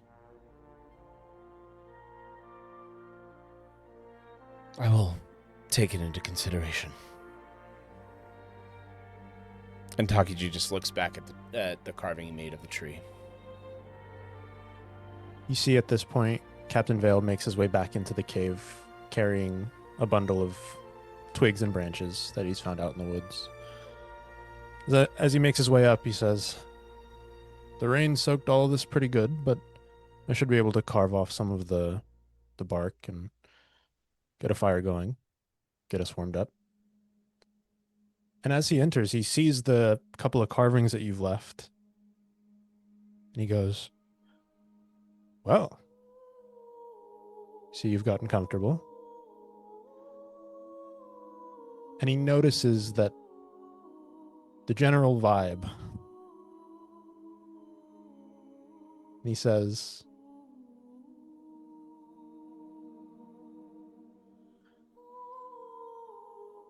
"I assume we're getting to know each other a bit better."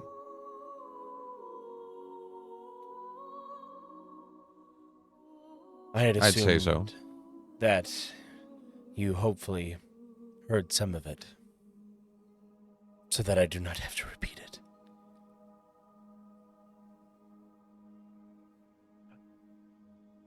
I didn't hear a word, but I won't make you. Maybe someday, when it's less painful. Perhaps. He pulls out a small knife and begins carving away at the bark of some of the branches. Eventually makes a small pile. Pulls out a tinderbox from his pack. Takiji holds out his hand and Druid Crafts lights the fire. And as he begins to strike the steel, he goes, "Oh, see? The good side of magic."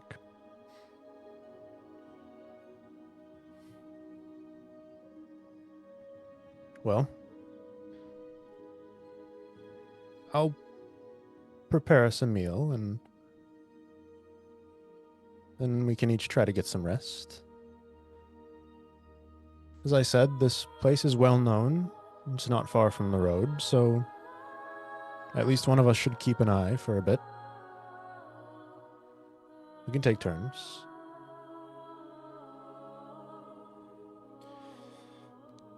Takiji reaches for a match with his pipe and he realizes he doesn't have any. And just lights it with his Druid Craft.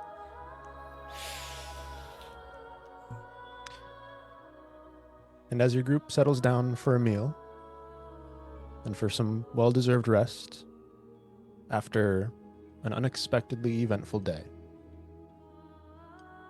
that's where we'll take our break.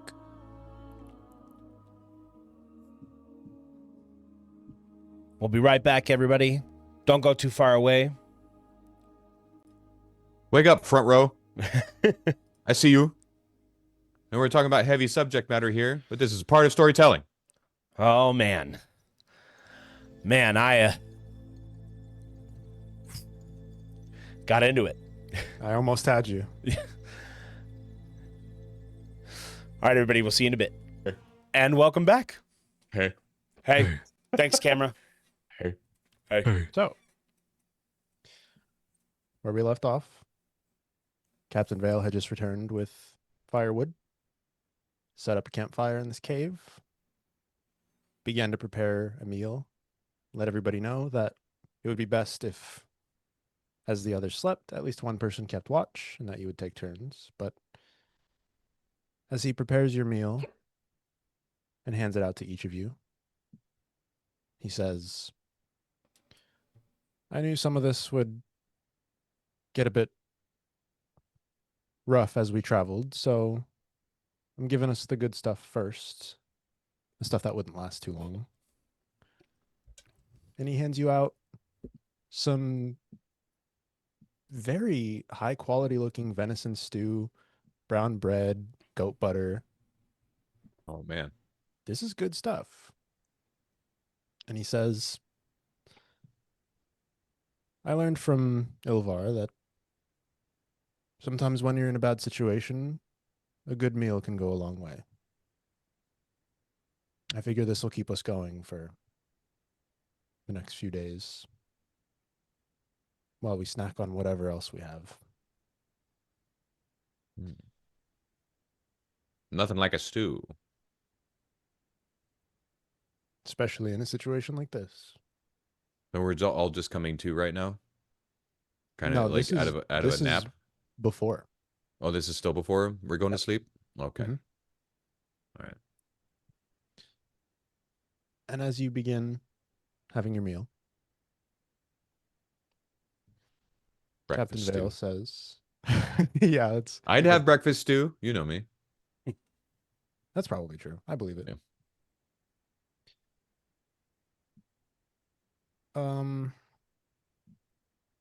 Takiji, you notice that since he's gotten back,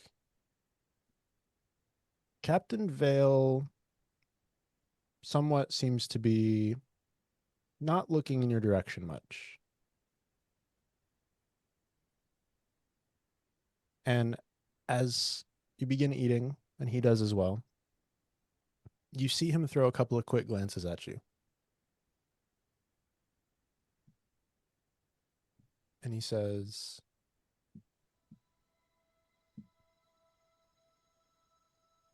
you're here because of missing people.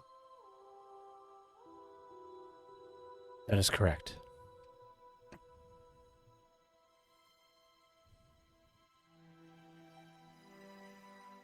Well,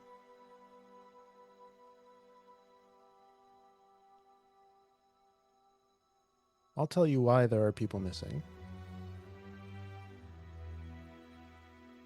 And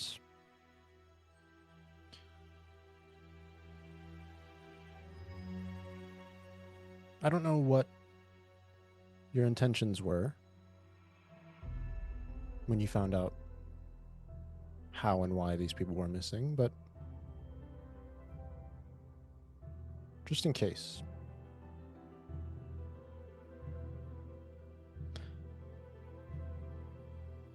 I'd ask that you keep an open mind.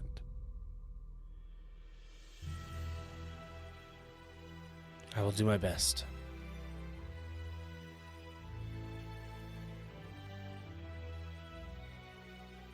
People are going missing. From Meltridge specifically. And it's because of me.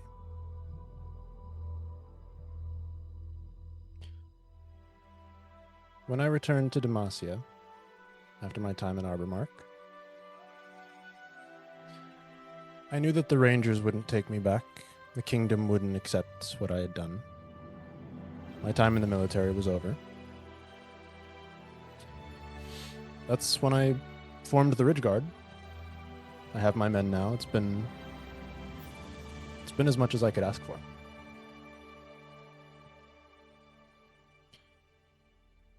But it never sat right with me that the kingdom turned its back when I needed it most. And I was not the only one. As I said when we were discussing Kyra and her abilities, there will come a time when they will look at her with suspicion. And I saw the same happen with many others.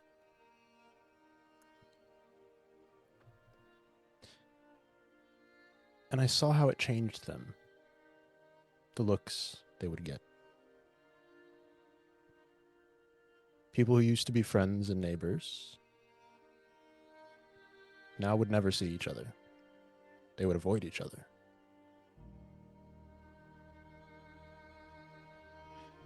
The village wasn't the one I grew up in anymore. And one day, speaking with an old friend who, to not mince words, had magic capabilities, and I asked them outright, if you could leave Demacia and start over somewhere else, would you do it? And they answered without hesitation. They said yes, immediately.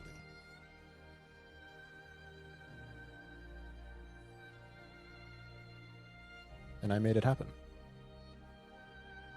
I know these woods better than anyone. I know routes into and out of the kingdom that few others have walked. And whenever I meet individuals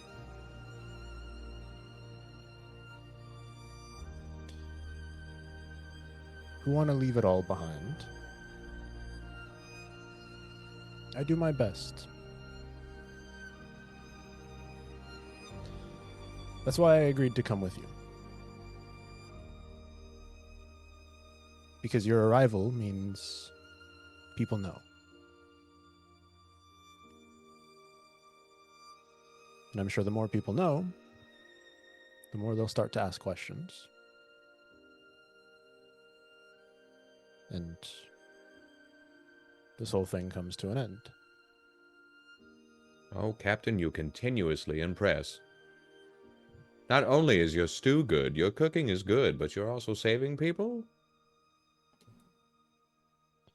People like us? Well, we are a little different, but people who are made up or are gifted with the stuff that we're made up of.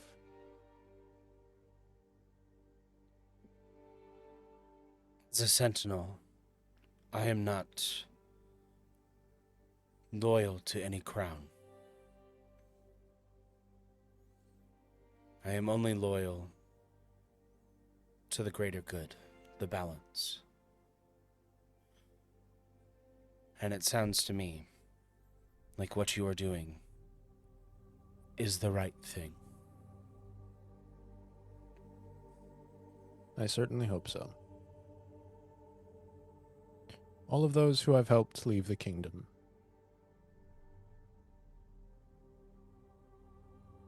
I haven't seen any of them since. When we say our goodbyes, they make their way out into the world. And that's the end of it. So you don't know where. There's not a sanctuary. Out of Demacia is the best I could do for them. It is probably better that you don't know. True? If you were ever questioned by these mage seekers, you wouldn't be able to have any answers to give them. And I suppose you've thought of that.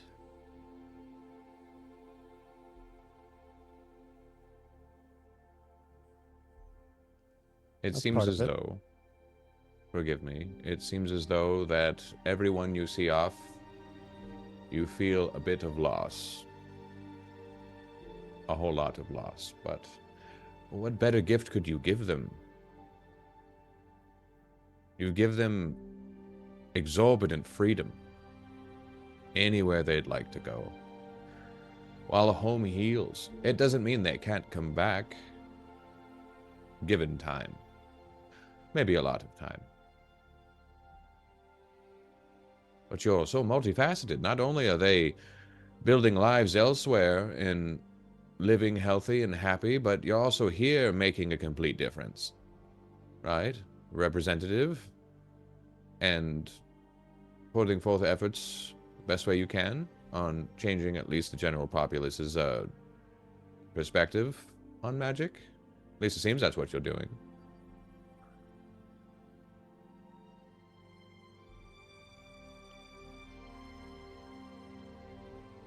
I'm not sure I am. Somehow, Damn it, man. somehow, Damn it. I feel that you think what you're doing is not enough.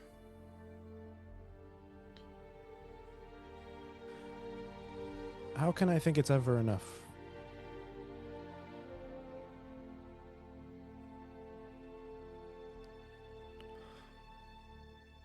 You know why? It's because you can't see the other side. All you see is the leaving. You haven't been able to connect with what the result is. You don't get to see the beauty of the life that's created afterwards, post their leaving. So you don't get to experience the happiness. You just get to experience the loss. I'm sorry. But maybe there's some way we can force connection. Some way you can see one,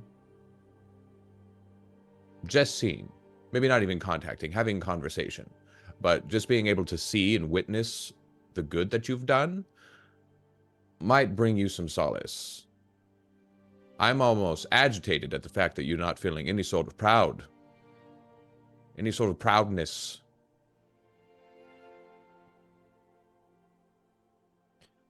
I'm very impressed with you, Captain.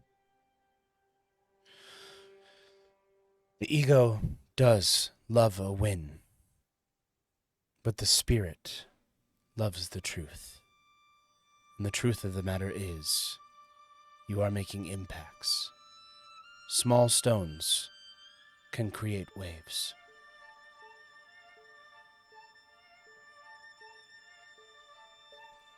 Keep that in mind.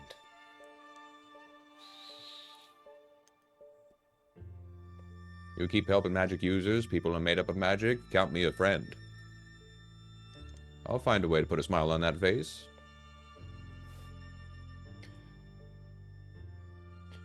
I appreciate it. But I know the best way to change things for the better is with good people by your side. And every time I lead someone out of Demacia, there's one less good person in the kingdom. I'm helping them, but I'm hurting the place that made me who I am. The place I desperately want to be the way it used to be. And each person I lead out is a person who made it what it used to be. I gathered that much. I'm helping them. I know that much. But it will never be enough.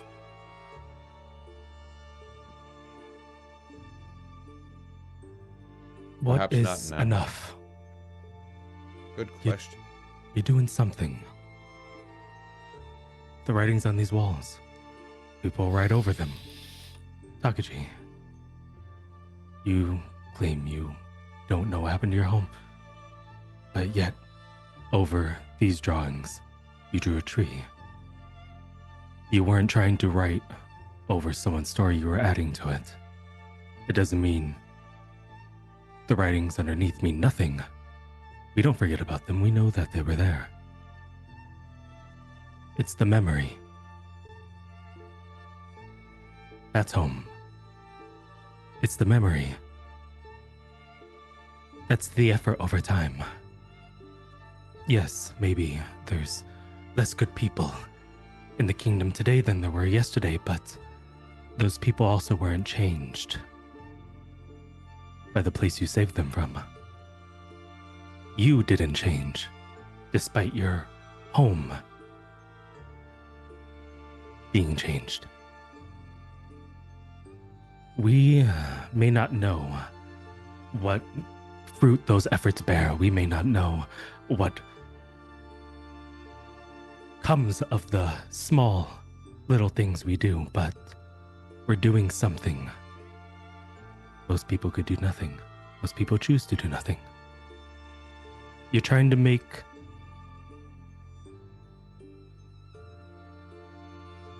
things better. This may not be the home you remember, but if you're saying the people that you saved were what made this place better, then that's the home you remember, and you saved them. So you saved the home that you knew. And maybe in doing that, other people may do more. Other people could choose to save one person. Other people could choose to do something. This carving I did. It's simple. It's a blade. Doesn't really have a purpose. I just put a shield over it. That doesn't mean that I've changed the intent of the blade. I didn't block. I didn't do anything really. But a shield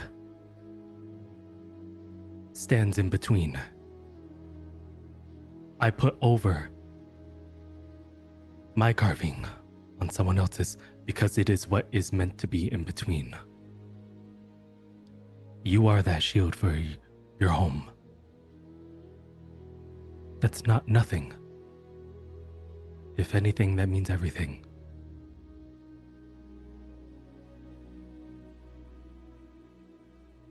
I suppose in many ways, we joked about it a bit, but my time in Arbormark, I spoke of mages who could use the melt water to heal.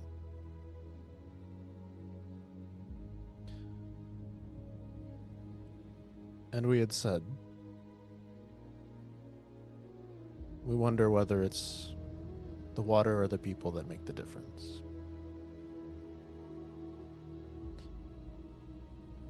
And I think we agree, in many ways it's both.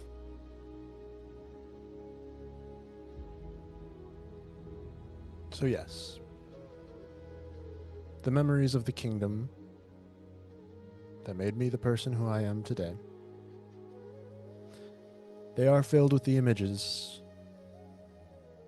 of many others. All good people.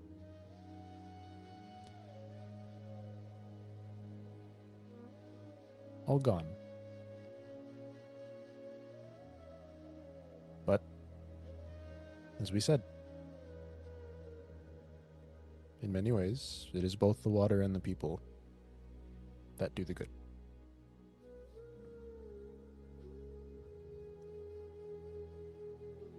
Kingdom can be great.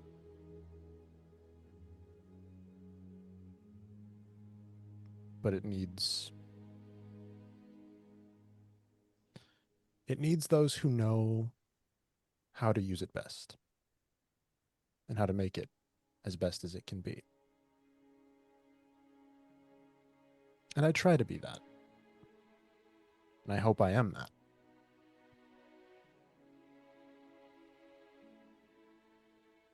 And there are others still.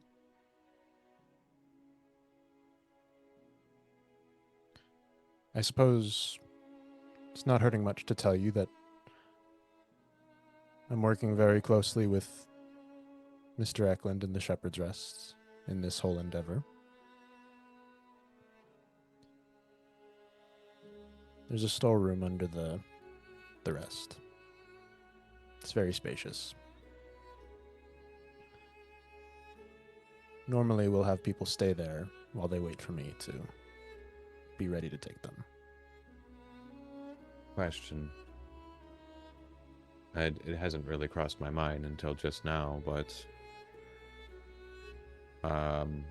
when the Mage Seekers find it within themselves to arrest someone,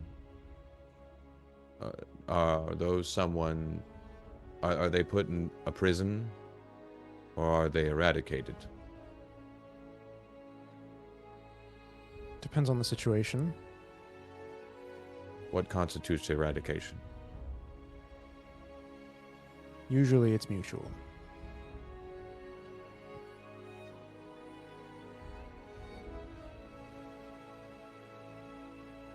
Magic Explain. is like a sword, as Vargan said. Putting the shield in front of the sword doesn't change the sword's intent. But just a bit ago, I used my blade, as sharp as it is, to trim firewood, to keep us warm. All things can have their use, outside of harming others. Magic is another of these things. But, as we've all seen, a sword can kill with little effort. Magic with even less. In the wrong hands, there is great potential for damage. It's why the Mage Seekers have risen to their current prominence in the kingdom. Because it is a reality. Are the Mage Seekers appointed by the king, or are they a separate militia? The Mage Seekers were formed by royal decree.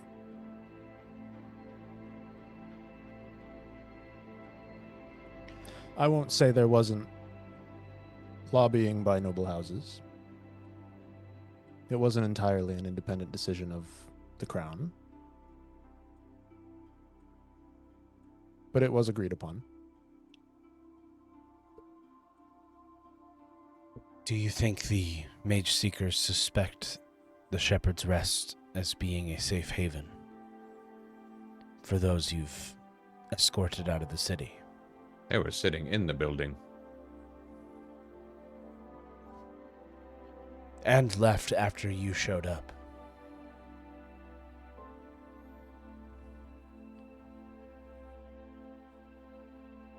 I don't hide my discontent for them. Oh, But I hadn't suspected anyone would have been suspicious until Takiji arrived and mentioned missing people. That could have mean. I didn't put those together. I didn't suspect that.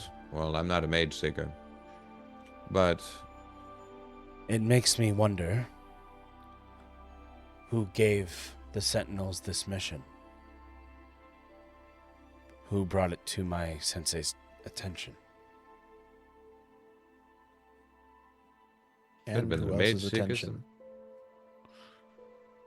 Could have been the Mage Seekers themselves.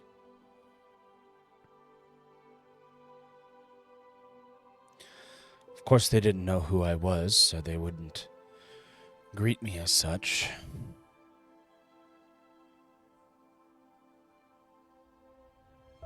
I kept myself rather inconspicuous until the Wyvern. I don't think I'd put it past them to cause a little paid infighting.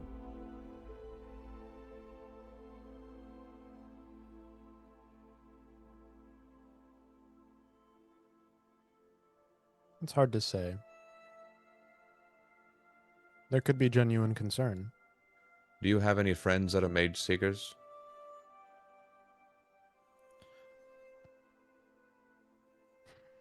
It's difficult to call them friends anymore, but some have joined the cause. I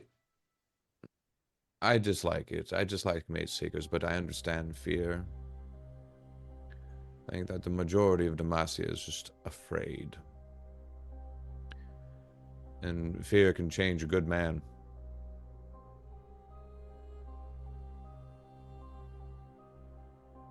So maybe that's what happened to them.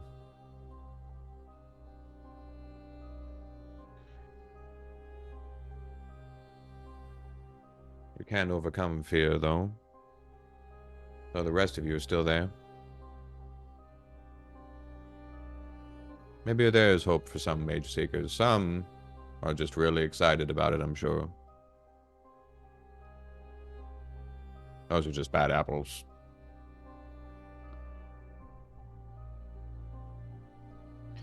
Sometimes I wonder about Billy, my ranger companion. Her spine was broken in the ambush. And today I'm ranger captain. And she's broken. Survivor's guilt. Aye. We both survived. But in many ways, what Billy has done, even now, is serve her kingdom. She a seeker now? She's not much of anything. But that's what she must be.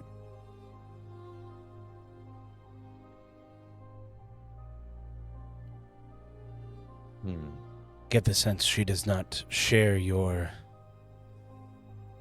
viewpoints. We haven't spoken since I returned from Arbormark. Not for lack of trying on my part.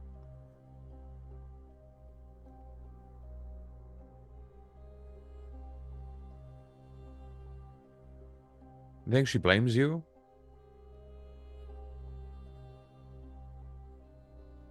No. I don't know if I would say blames me. Get the sense of resentment. I think we all knew the ambush was a possibility. I mean, anyone who finds himself in military service knows there's a chance things can go wrong. If she doesn't blame you, I don't think you should either.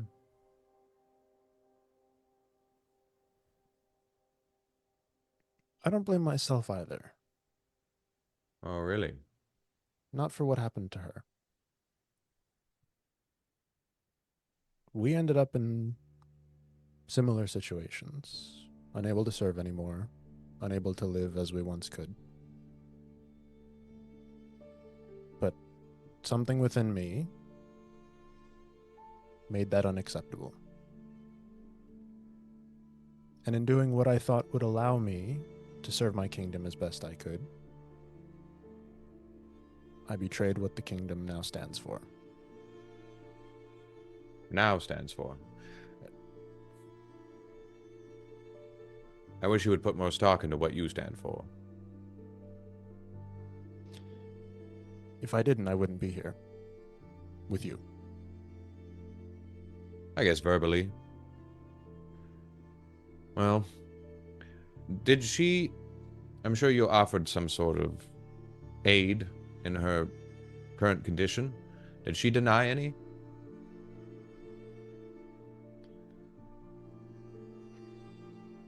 As I said, I've tried to reach out, have a conversation ever since I returned. Does she have caretakers? People that would get your messages and opt out of them for her on her behalf? I have to assume she does. She's pretty unable to live on her own without assistance. Then maybe it's not her.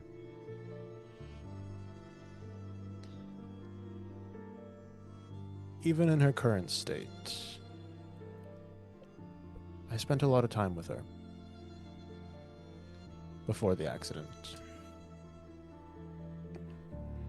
There's very few people that could make her do things she didn't want to.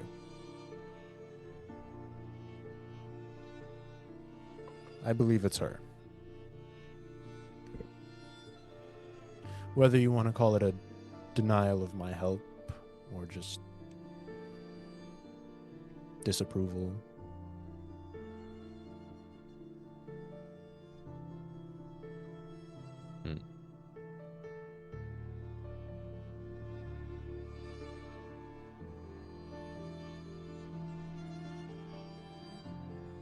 What matters now is that if the Mage Seekers did descend on Meltridge, and if they did begin to look a bit under the surface, I would be in chains and Billy would not.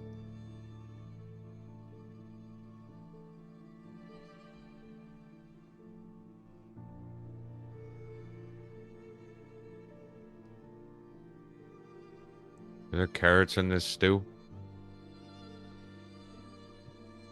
There are. It's not my favorite, but it's doing some good in this. Thank you again. I have very strong opinions about both what you and Takiji are going through, but I feel them selfish to express. I hope for the best for both of you. You seem like a good sort. But I think I'm going to turn in.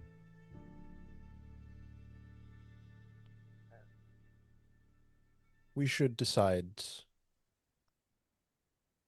which of us is going to keep an eye out. Takiji stands up and just walks towards the mouth of the cave.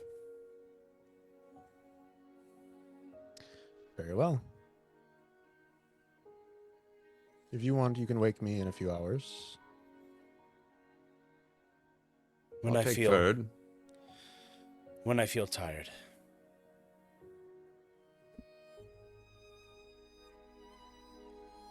Okay. You all finish up your meal. And all but Takiji settle in as comfortably as they can on the floor of this cave.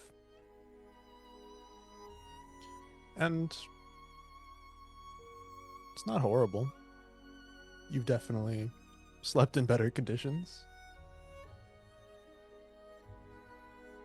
Takiji, you see it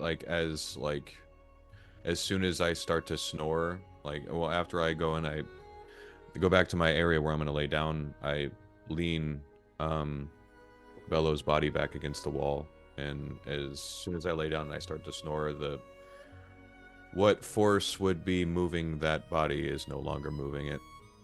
So it is way more inert than what it was before.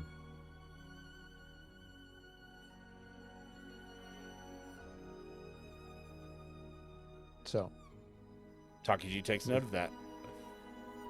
we have Takiji on first watch, then Captain Vale, then Ahmon, then Vargan. That will be the order.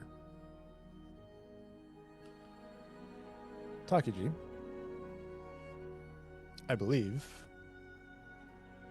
is the only party member with dark vision. Hell yeah. So go ahead and give me a perception check as you Dark sit. vision is ass. Take it out of your games. Only one person can have it in every one of your games. Not all of them at the same time. Dark vision is ass. You heard it here. Ass. Ass. That is a 16. 16. You sit for a while at the entrance to the cave. Not really sure what you're looking out for. Just generally looking out. At certain points, as it's not very late into the night, you can see somewhere far off in the distance through the trees the smallest hint of orange light passing in the distance. Captain Vale did say this place is not far from the road. You imagine as carts and wagons pass by, any lantern light that manages to reach you would be visible from here.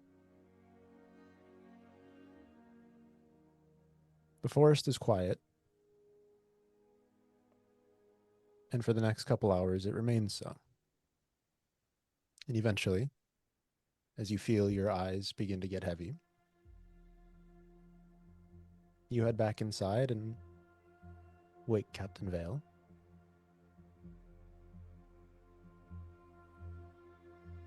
I'll just lightly touch his shoulder. It is your turn.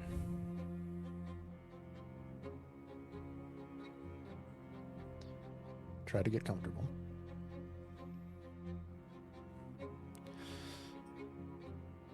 Before he goes,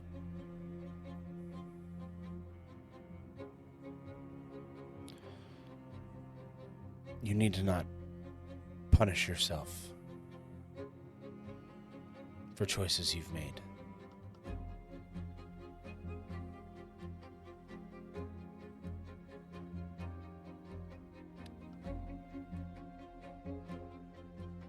I don't know that that's my decision to make. And that's what worries me. But thank you nonetheless. I understand wishing things could be different. That has been my life for over a decade.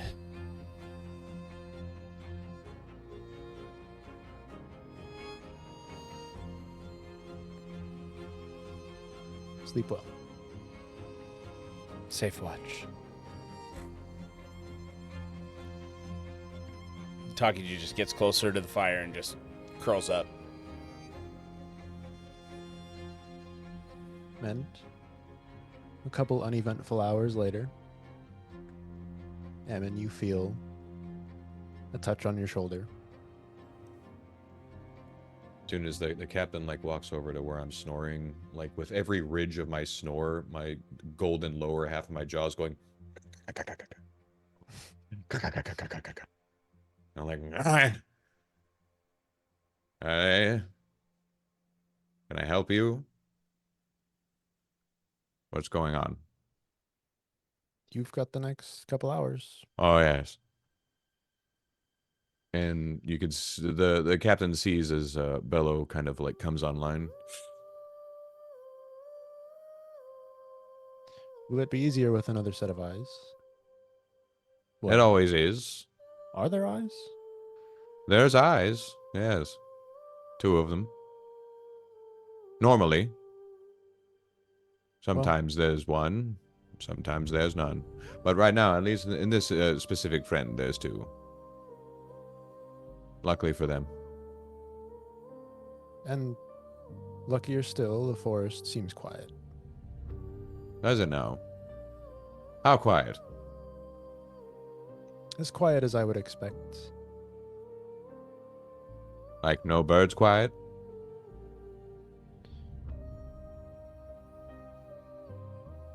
Maybe the kind of birds that don't want to be heard. Well, you know, birds. This place. Birds are quite strange. Maybe you don't want bird noises. Strange how? Big, imposing, opinionated, even.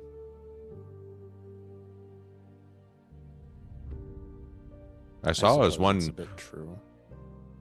looked at Takiji with resentment almost.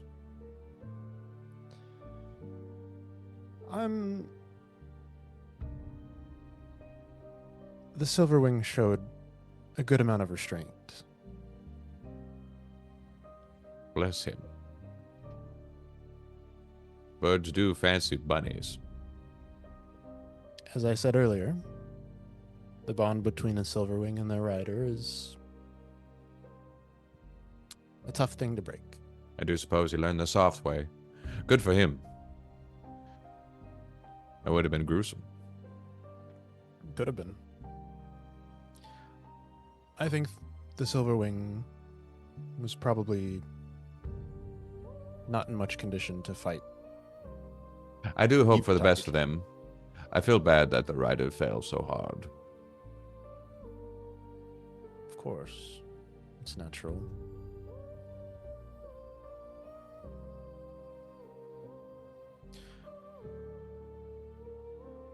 Yes? It brought me back a little bit, What did? looking at that rider. I can see why. At least with what you've explained. I'm lucky to be where I am. You know, I am too. I guess. I don't know if you would call it luck, but I am here. Either way.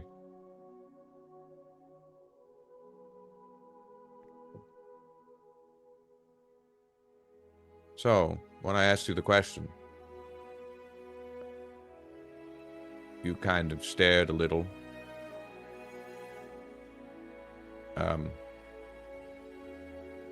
Did you see her?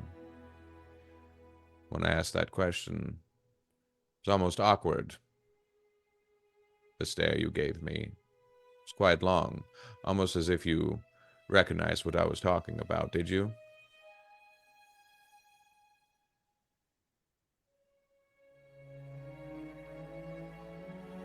Do not leave me in suspense, please.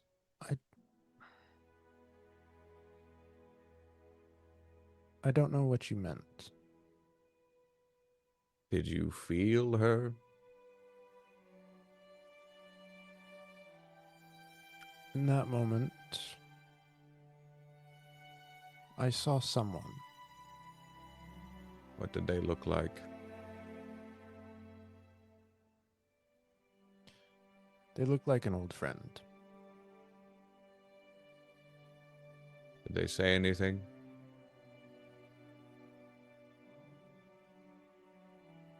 No, and I'm glad they didn't.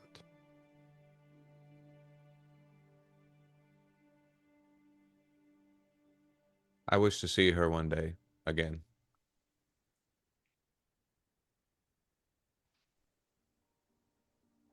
I've never felt so comfortable. I never felt so sure.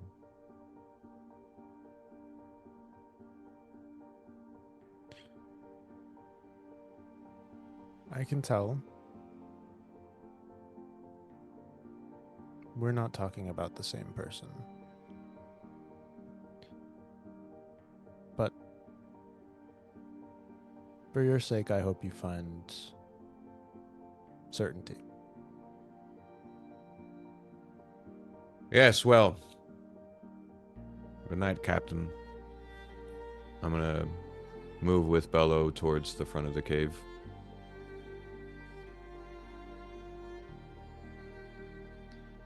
Making your way. Go ahead and give me a perception check with I will say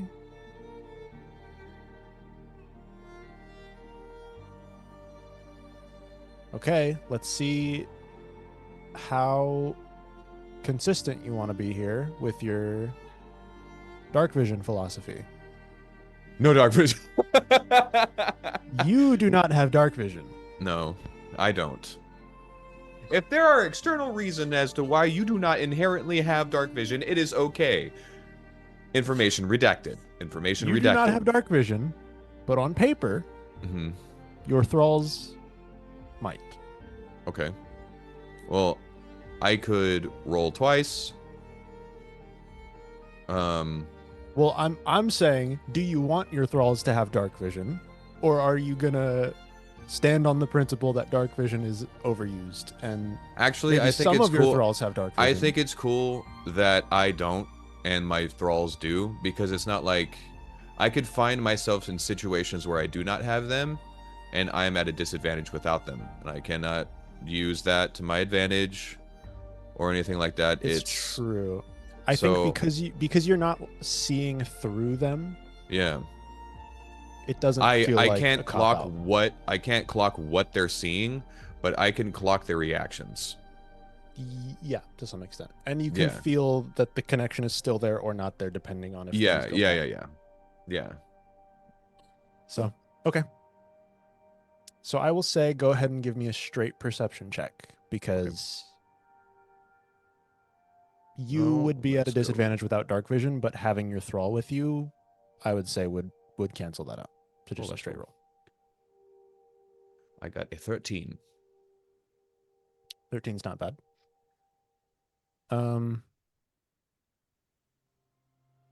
You get a little distracted just thinking on conversations, the happenings of the day, about similarities that you might not have thought you would ever have with another person. But today you found maybe more than one with weird parallels to events that have happened to you.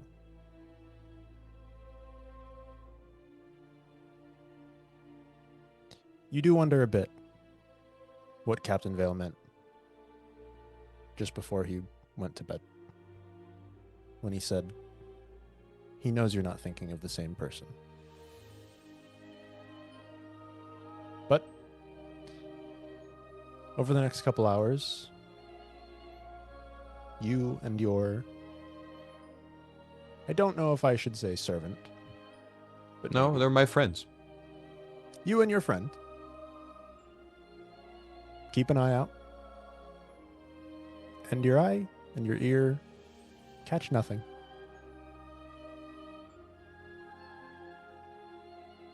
But before the end of your watch, Vargan,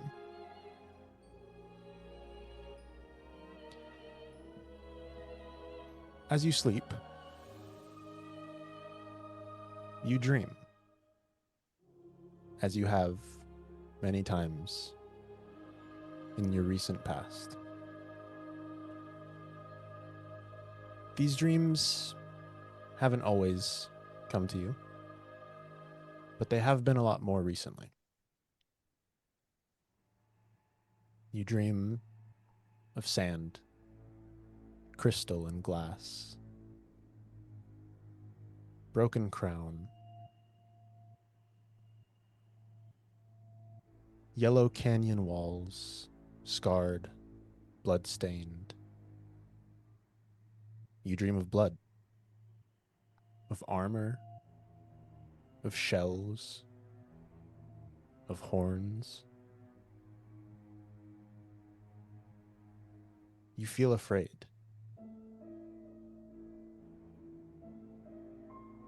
It's a feeling that Targonians have learned to think about differently. True bravery is to confront what you fear most.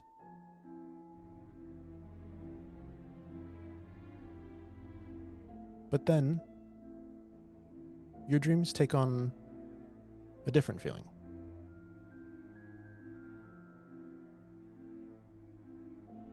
A ship. A strange land far away. A new beginning. A blade. You see ruins.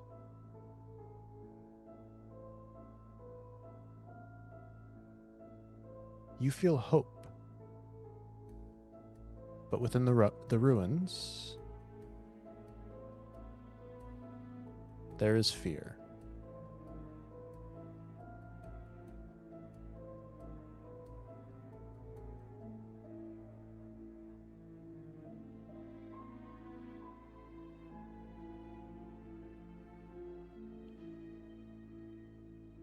You're woken up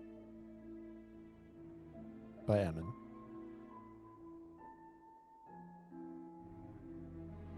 At the end of his watch. Good morning, darling. Hold the line.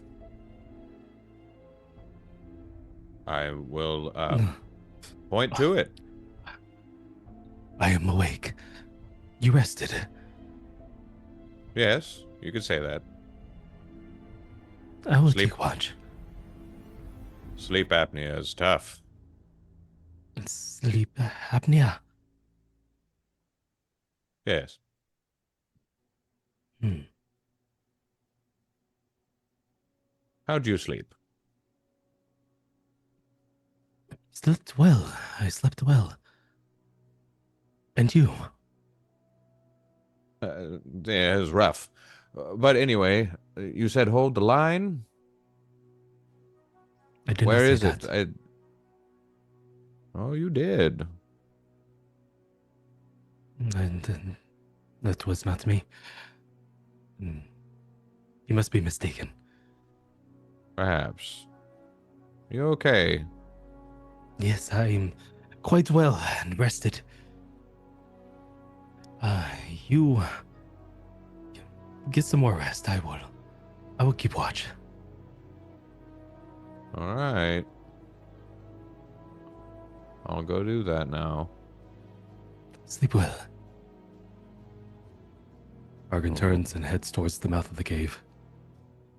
I'll go get in my area. You continue your rest. Vargan, go ahead and also give me a straight roll, as your watch happens in the early hours of morning as the forest begins to brighten a bit.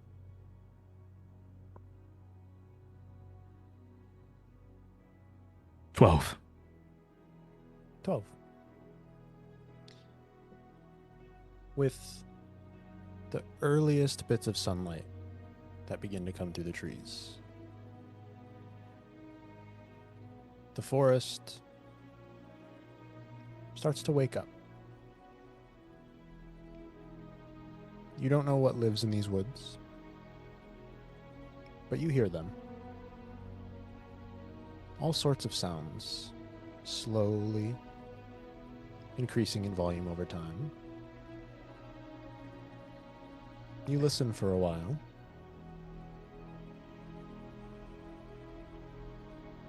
And you feel that you know in your heart that this place is not home. It's very different. You don't feel fully comfortable yet, and you're not sure you ever will. How could you in a place like this? You look up at the sky through the trees. The sky's the same. And even though the beginnings of daytime are trying their best to hide the stars from you, you still recognize them. You see the stars, the constellations, and it's a comforting sight. You see the traveler, the charger, the trickster, the warrior. You can't help but notice which of the stars seem brighter than others. You wonder if somewhere in Targon, somebody is being born this night, and what the stars will say of them. In many ways, you're not sure if you pity them or if you envy them. What you do know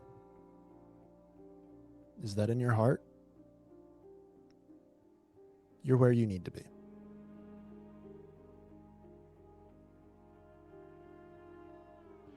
Near the end of your watch, as the sun has now made its way above the horizon, you hear the rest of your companions stirring behind you.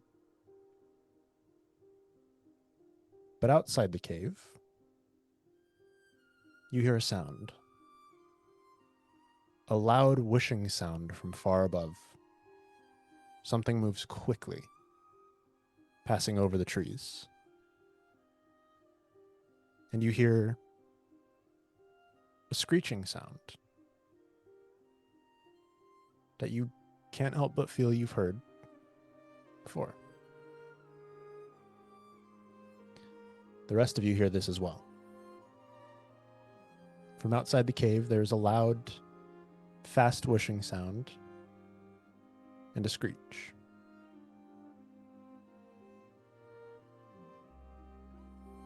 Captain Vale doesn't seem to react too much. And he kind of looks between the rest of you and just says, "No need to worry. Raptor Knight? The Raptor Knights train in the mountains. Sometimes they fly low. They don't usually pay attention to the ground. So, we should be fine. It shouldn't be hard to stay out of sight." You hear another sound pass by. The Raptor Knights, are they hold allegiance to the Mage Seekers by chance? Or are we encroaching on any negative territory beneath what they're doing? They won't like us here? The Raptor Knights exist alongside the Mage Seekers. Alongside? I mean, any of the military would. But they wouldn't like us. Depends on how you see us at the moment. Camping. If anybody was to happen upon us, I would say we're camping. I see no problem with that. Everybody got the story straight, just in case we're incarcerated for any reason. Just tell everybody we were camping. Camping. Unfortunately, it matters less what story we come up with and what story they come up with. That's probably true.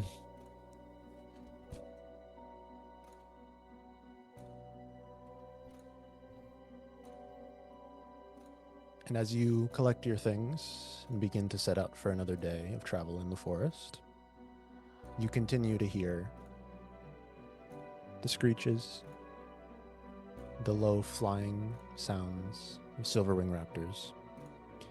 Every once in a while, after you exit the cave, you do look up and you see the speed and the agility of a silverwing. And it makes you wonder about the wyvern.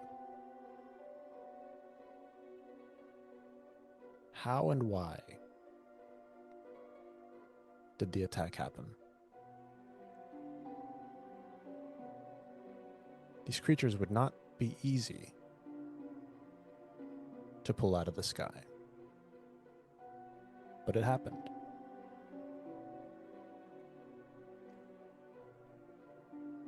Nonetheless, you continue your travels, heading back out into the forests.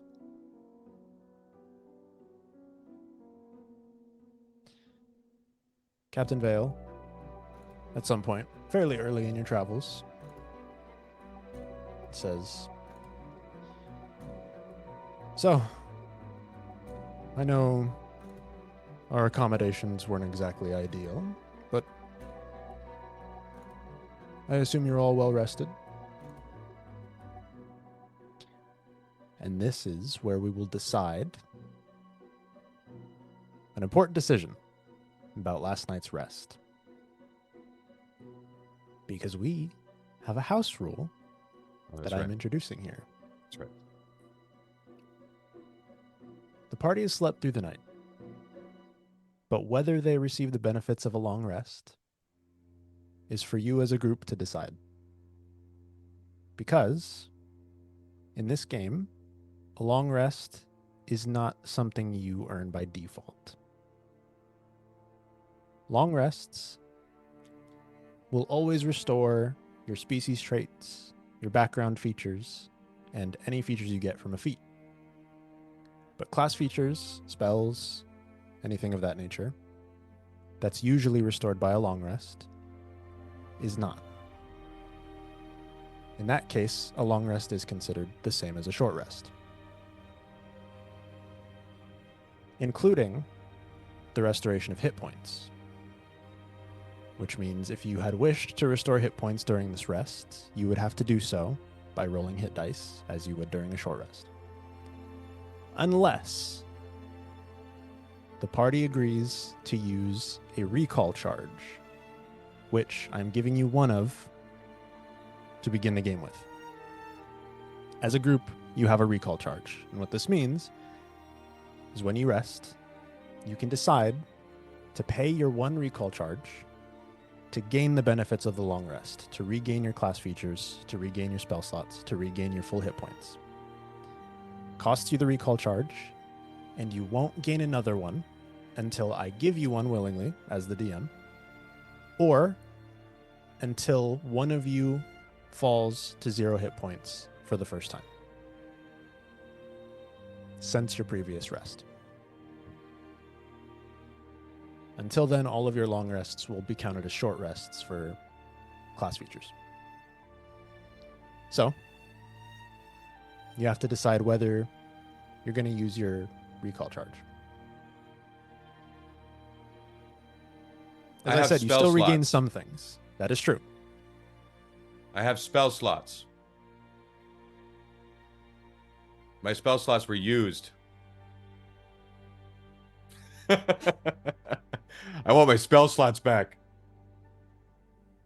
I only use like 2 of my risk dice. But I don't get those back unless we finish a long rest.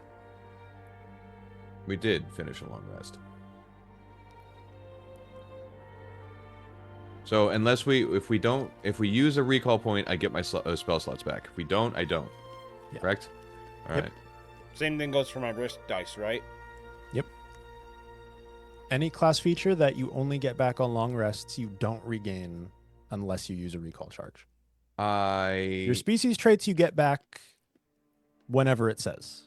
So, like, I believe you used one use of your leaping feature during the fight. Mm-hmm. That you'd get back.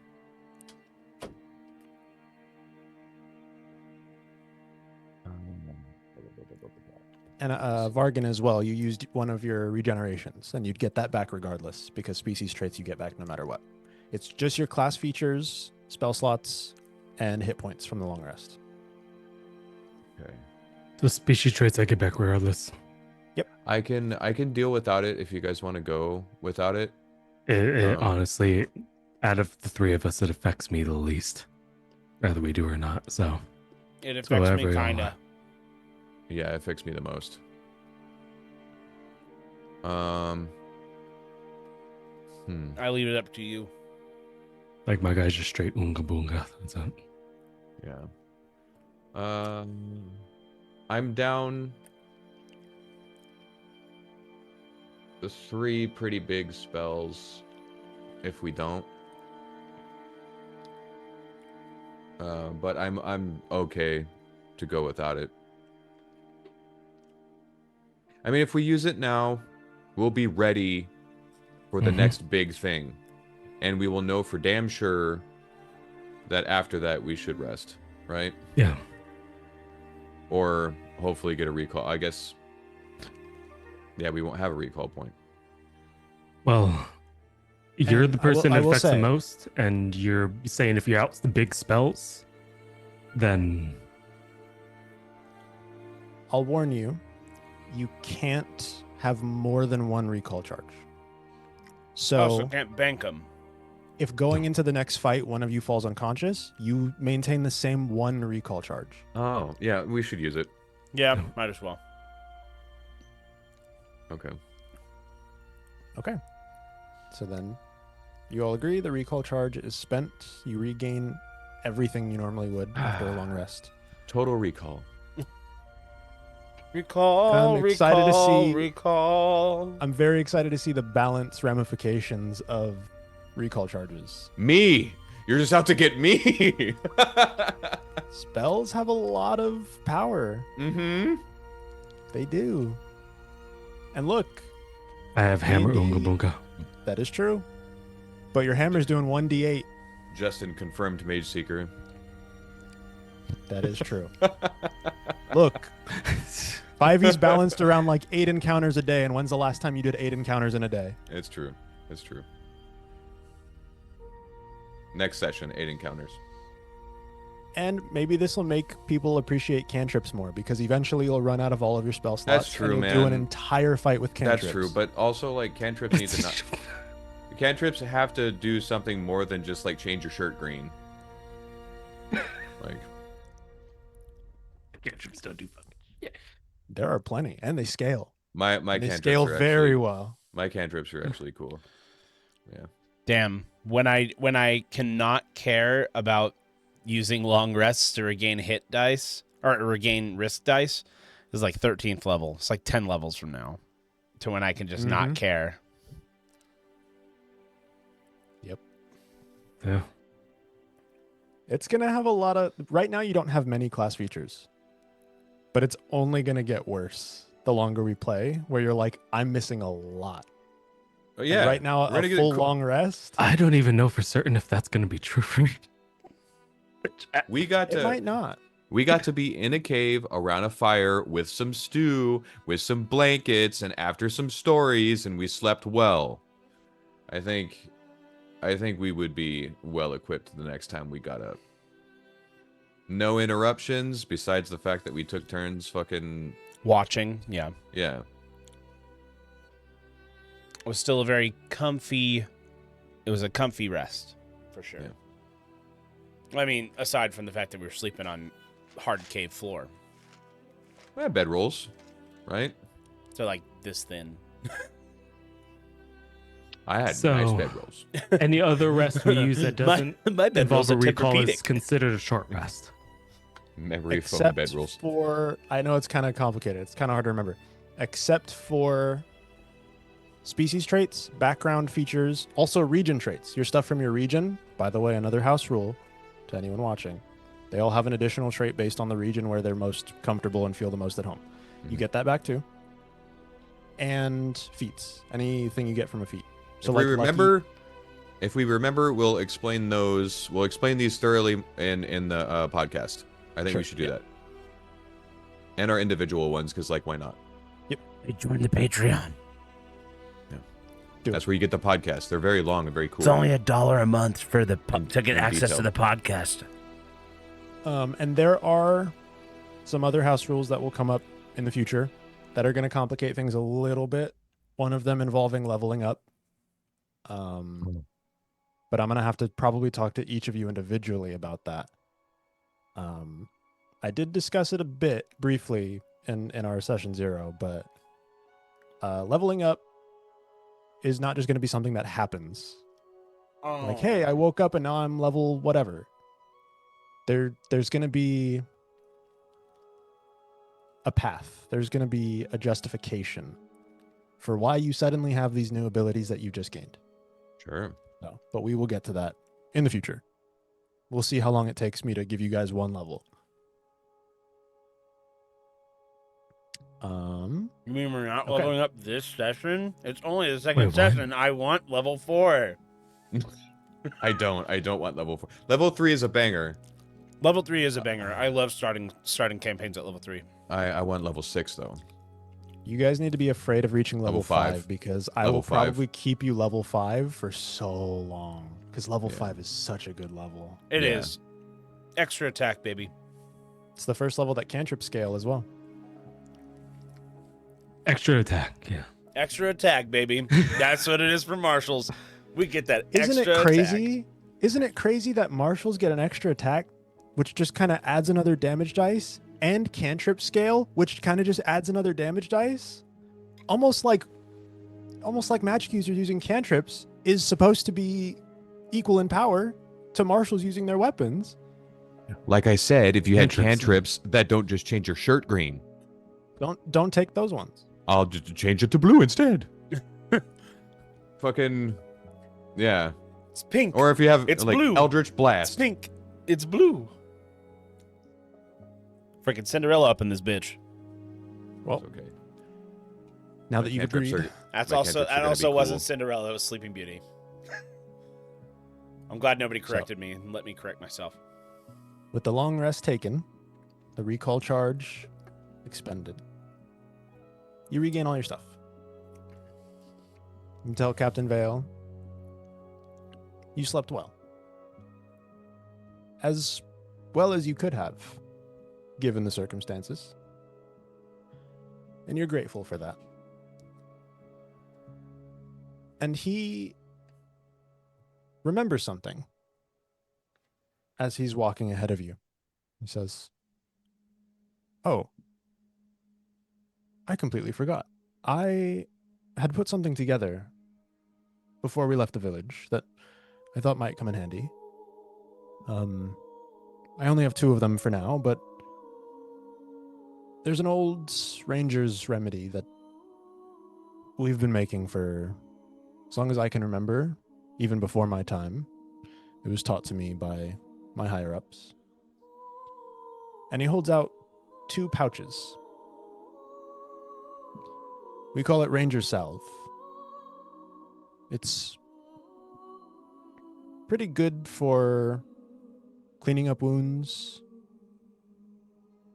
It's got a lot of very beneficial properties. And he holds out the 2 pouches. Doesn't seem to care which of you take them. But that is for you to decide. Who is going to take these 2 pouches of Ranger Salve? Takiji withdraws himself from the choice.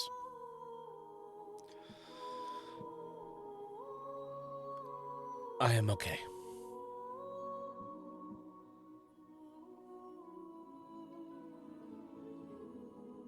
So, Ahmon, Vargan, you should each take one. I'm going to go over to the pouches. I'm going to grab both of them. Vargan, if you get in trouble, I got you.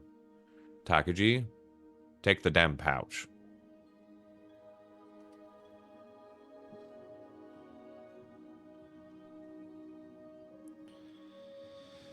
If you say so. and I am going to send you the wiki page for Ranger Salve. I'd be like, I'm gonna send you some Ranger Salve. It should be there in 3 to 4 business. Yeah. It's in You the get mail. to open gifts. It's just Neospore. We got Amazon Prime Neosporin is so Ranger strong. Salve. Neosporin is S tier. I love Neosporin. Best. Feel free Banana, to- nah. Or Aqua 4. Neo. This banana 4. Aqua. Banana 4. You can feel free to share what Ranger Salve does or keep it to yourself. I don't mind. Either way. Oh, this is pretty cool. It's like HOT, heal over time. So the first turn, we get a D8 of healing. Second turn, we get a D6 of healing. And the third turn, get a D4 of healing. That is very cool. So you use it as an action first to apply, and then, it heals over the next 3 turns. That's really sick. We also gotta remember the house rules on potions, which is super lit. Oh, yeah. Which like will not apply to this because this has its own Yeah. subtle benefits that I'll explain. I'll explain now. So this can only be applied as an action. We did decide, I don't know if I said it during the game last time or after the fact. In the case of healing potions, if you use a healing potion as a bonus action, you roll for the healing. If you use it as a full action, you heal for the full amount offered by the healing potion. Yeah, so good. In this case, Ranger Salve has to be used as an action when you use it. Mhm. When you do the math, Ranger Salve is roughly equivalent to a 2d4 plus 2 basic healing potion. The numbers match up. But obviously, because it's spread out over time, You don't have to do extra actions or anything. it or feels bonus different. actions. The Yeah. thing that separates Ranger Salve and why I'm requiring an action is this can save somebody who's fallen unconscious. If you apply Ranger Salve to a target on low HP and they get hit and they're 0 HP, at the start of their next turn, while they still have Ranger Salve applied, they will immediately heal for whatever the next step of the Ranger Salve heal is, and will come back. Yeah. That's game changing. That's Yeah, really super safe. good. Because it can be used to stabilize unconscious creatures and bring them back, I'm requiring an action because that could come in handy. That's fair balance then. And each pouch, so the two of you that have pouches, both of your pouches have 2 doses of Ranger Salve. So you have 4 uses of Ranger Salve. It's insane. Crazy magic item. I like it. I had fun. It's such Now such a cool little Now thing. hit me with something. That doesn't Okay. kill me immediately. There's plenty of time. Plenty of time Yeah. for that.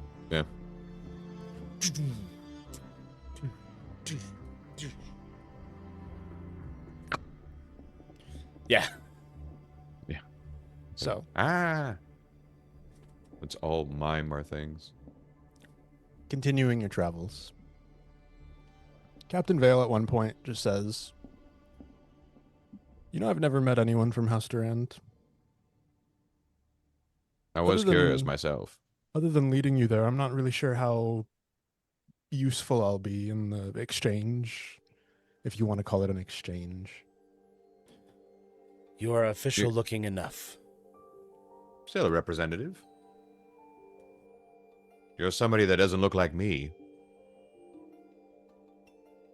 That's true. I mean, no offense. You can mean Also offense. that. That's okay.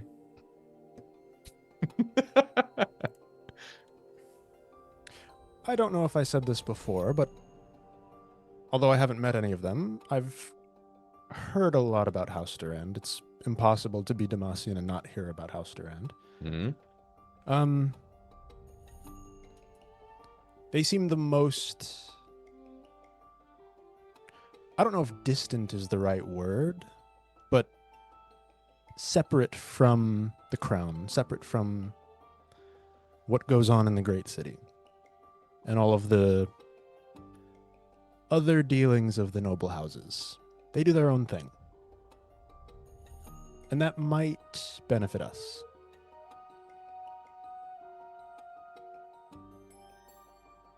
House Durand makes some sort of magical nullifying substance. Am I correct? You are. I've only heard very little of it. I'm just highly intrigued.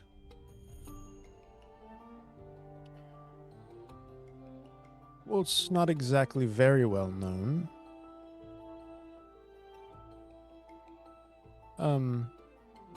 They do. It's sort of what makes them a noble house. In many ways, House Durand built Demacia. How do you mean? Have you noticed all of our buildings are built of the same white stone, for the most part? I have. That is the work of House Durand. That material. Question. Being an inherent magical being, do I feel something when I move past that stone?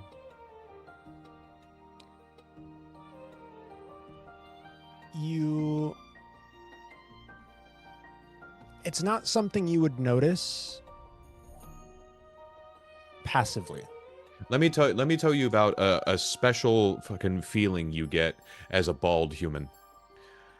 It's very strange. But you can pass under, like, lights outside, down the street, like street lights, and feel them on your scalp. You can feel the warmth of light passing by you. It's very weird. And that's how I kind of imagine it happening. Where you kind of just, like, pass the stone, and it's like, whoom. Very weird sensation. If anything, it would be the opposite. Oh, For an inherently magical creature, it would be a cold feeling. interesting. But the reason why it's hard to say for sure, Like a white wolf math because- class. it's because when you arrived in Demacia, it was pouring rain, and you were wet and cold to begin with. And when you fought the wyvern, it was out in the fields, where there is none of this material. Yeah. Okay. It's not relic stone, is it? The relic stone that you found at where you arrived in Demacia looks different. The buildings in Demacia look a little bit more of a chalky white. Relic stone looks more. Crystalline quartzy. Yes, exactly. And relic stone has like a mix of gray and black also throughout it. Mm. That's what I was But imagining. all the buildings in Demacia are pure white. This stone has a name, correct? I would assume. Hmm. Is it just something that they designed for notoriety, or did they do it out of spite? You'll have to ask them that, I would assume. Hmm. I only know of it because of my time in the Rangers. I don't think most regular people in Demacia even know what it is that they're surrounded by. I came across a bit of information from somebody in Mudtown. But that's all I knew, is they made some sort of substance. I didn't know to what extent. It is scary to think about how it could be weaponized against someone like me. I don't know if you were paying much attention to the Mage Seekers in Shepherd's Rest. I tried to turn a blind eye. Didn't want it to be too obvious. Kind of difficult, though. Every Mage Seeker wears an emblem on their cloak. It's called a Grey Mark. It's made of this material. Oh, It's supposed to keep them safe from magic is it now? and to detect its presence. Very curious. That's good to know. Thank you. I've no doubt that they knew very well what you all can do. Oh, I'm sure. I'm very It- sure. They didn't exactly hide it.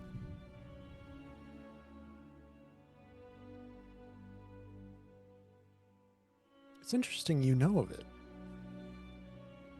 Mm-hmm.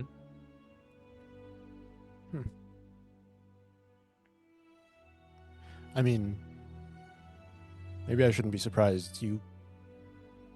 You're carrying the corpse of a member of House Durand. Yes. And you've said you can have him explain what happened. I can try my best. I'm not meaning to imply that you've already done so, but all I know is you've had access to a member of House Durand and could make him speak. The thing is, I have taken in consideration the fact that I might bring him back, at least for a second, use every bit of myself to do so, and he might just say that it was all Mudtown's fault. And then we are in deep shit. But I have faith in where I come from. Unfortunately, not so much faith in House Durand, I suppose, but people just take it a little too far sometimes. And this has never happened before. You said you think he was drunk? I do. How do you think a corpse absorbs alcohol? When you bring him back, will he still be drunk? I don't think so. As a matter of fact, I think it would metabolize even past death. Yeah, I I think hope it would. he's not. No, it would have been clear through his system. There's a good. There is a chance. There's a chance that. I don't know. I think it would have been metabolized by the time. But if his heart stopped, it wouldn't have climbed through his body fast enough. But then again, if you want to talk about death, the body expels all kinds of things post-mortem. So, I want to say there is... it's a 50-50 shot. Well, let's hope for the good 50. Yes. I'll do my best.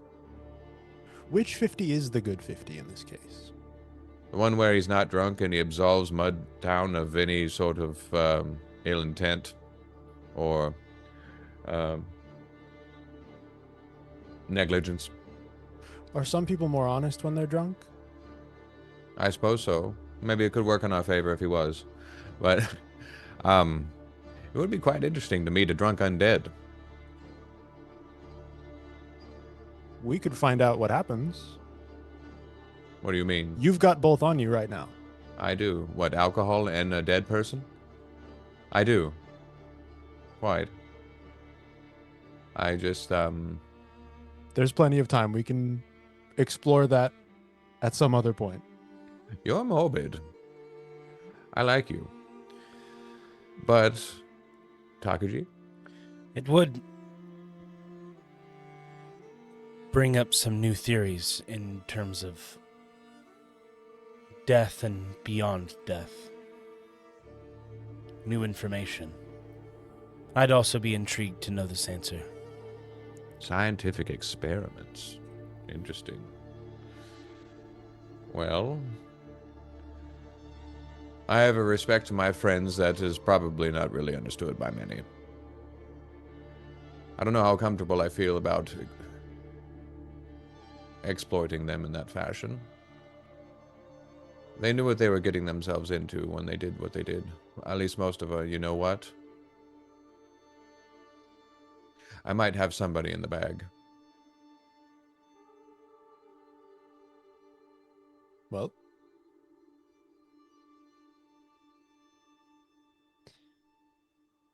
maybe at some point in the future. I'll keep it in mind. Don't do it for my sake. Do it if you're curious. No, I am curious now.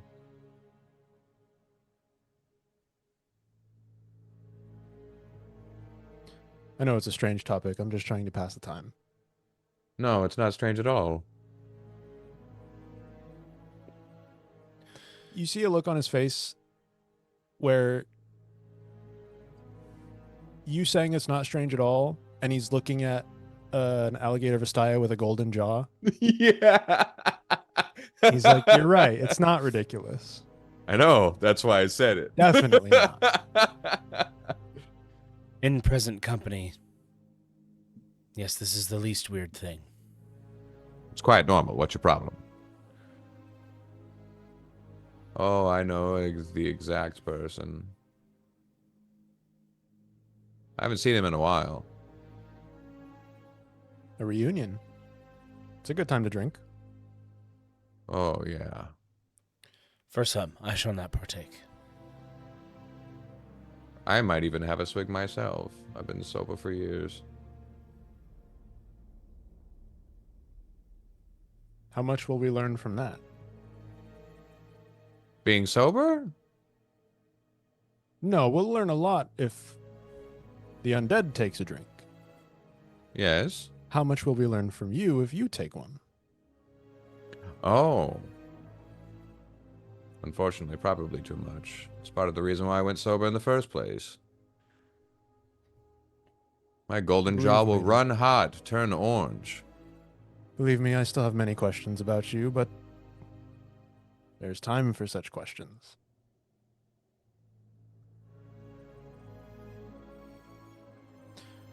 When I asked of your name, you spoke of your rebirth. Yes. That is a question I may ask in the future, but How long do you expect to know each other? at least a few more days if we're careful. Okay. If we're not, less. I intend to be careful as I can be.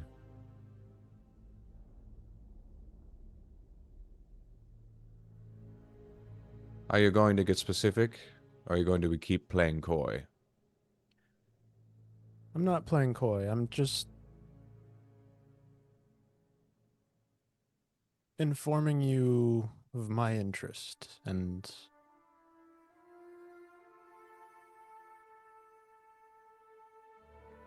I think you should consider this a sign that I don't want to bring up anything you'd rather not discuss. And I feel because you've been so open about, Oh, I am not afraid.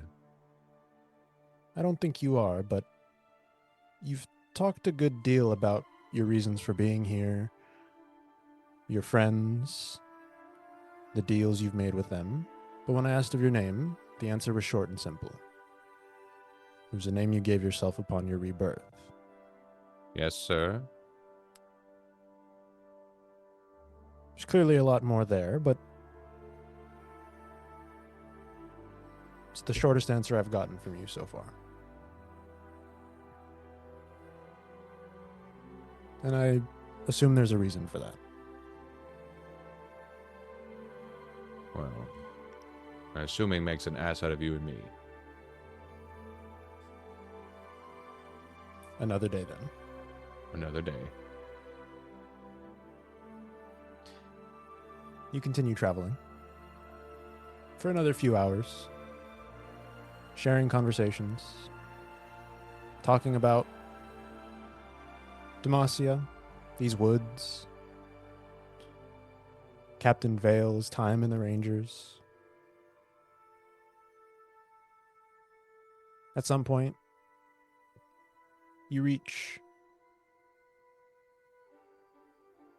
a part of the woods where you find yourself in a sort of narrowish valley.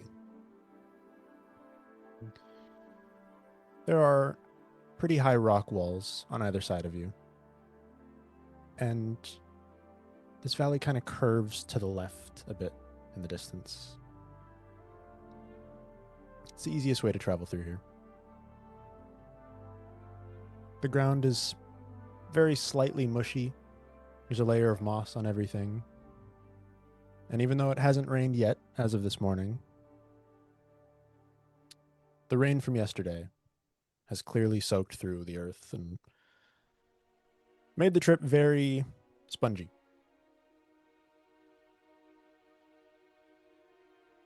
Everybody make a perception check.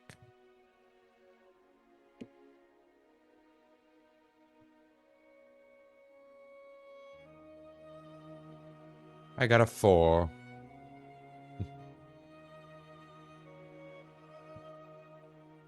13. 21. Ammon,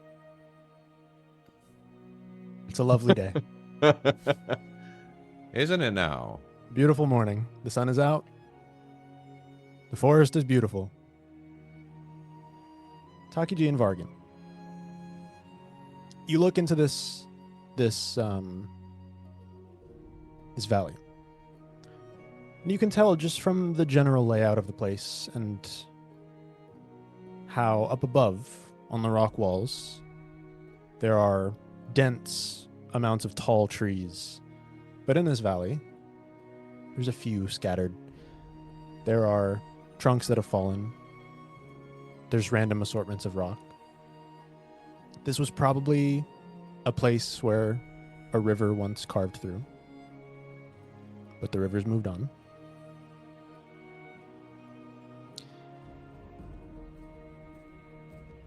You both hear something.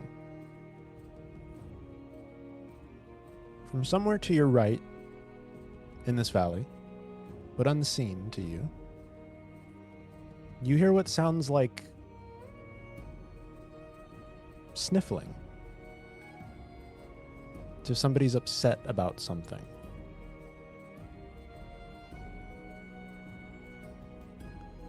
Takiji, as you look toward the direction of the sound, something catches your eye in your periphery. You look back to your left, and you see one of the few trees in this valley. But you swore a moment ago there was a figure there. The shape of somebody. Another in your periphery, further left. You look, a tree. But it wasn't a tree a moment ago.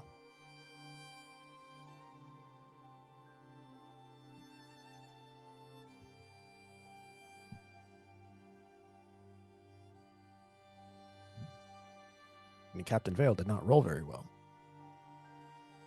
No, Captain, that's what you're here for. Continues walking. Wait.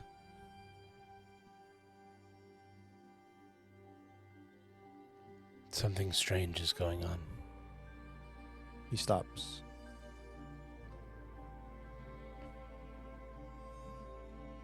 What?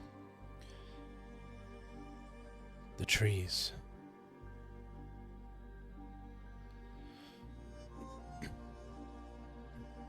And he kind of turns and looks. There are trees. Yes, but they were also not trees. Takiji is right. Something feels off. I don't know what any of you are talking about. The sun is beautiful today. The Shuriman sun hanging high in Demacia. Who'd have thought? These trees were not trees, and then they were trees. Do we need to stop for a bit?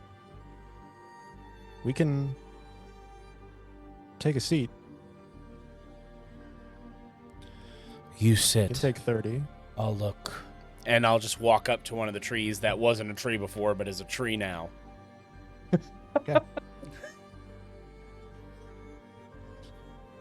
Don't you love these things, Vargan? Shouldn't you be the ambassador of tree? I like most trees, but some trees feel off here. Something.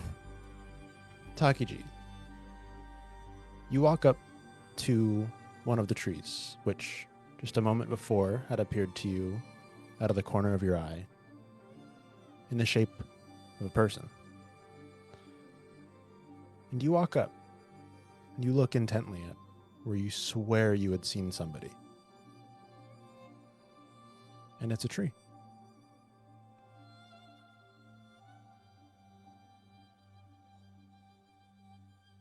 Touch the tree.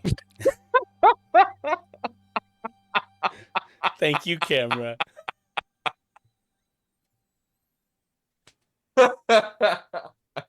Oh, yeah. Oh, fuck, dude. I love Zoom so much. I touch the tree. I touched the tree. Touch the tree. I like trees. Trees are some of my favorite shit. That's got to be a clip. Hello, Mr. Tree. Oh? Oh, this is my comedy. Oh. You got any people in there? You touched my drum set. Touch the tree. Touch the tree. Reveal yourself. Oh, fuck, dude. What are you? I know trees. I don't see any trees. I'm gonna throw a fireball at the tree. I'm gonna burn the whole forest down. Fuck what Smokey says. He didn't have to deal with this creepy shit. Justin, you didn't ask how big the room was before How you big threw was the room? fireball. Justin, the fireball, Justin. Anyway, God, I dude. touched the tree. you touch the tree. And you see again a different tree out of the corner of your eye is not a tree. But when you look, it is.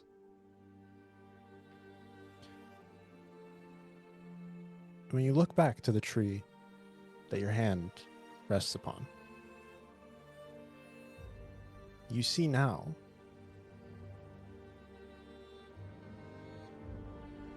the shape of a person.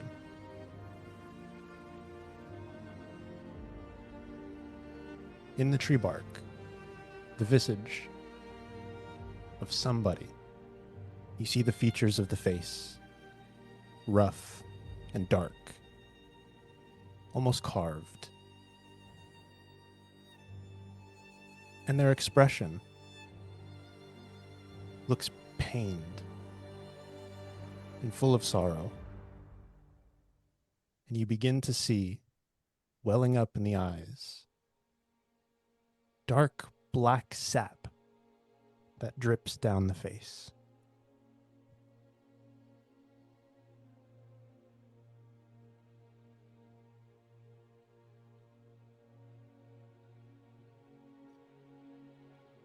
Pains you so.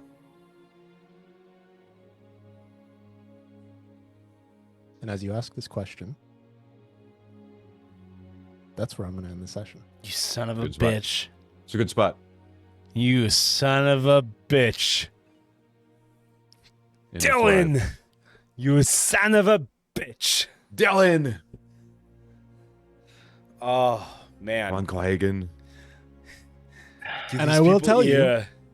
I will tell you right now, next session, we're beginning with an initiative roll. Should have asked the tree if you wanted me to touch Rio. I should have. I shouldn't have just zoomed, touched the Should tree. just touch the tree. I knew it. Tree.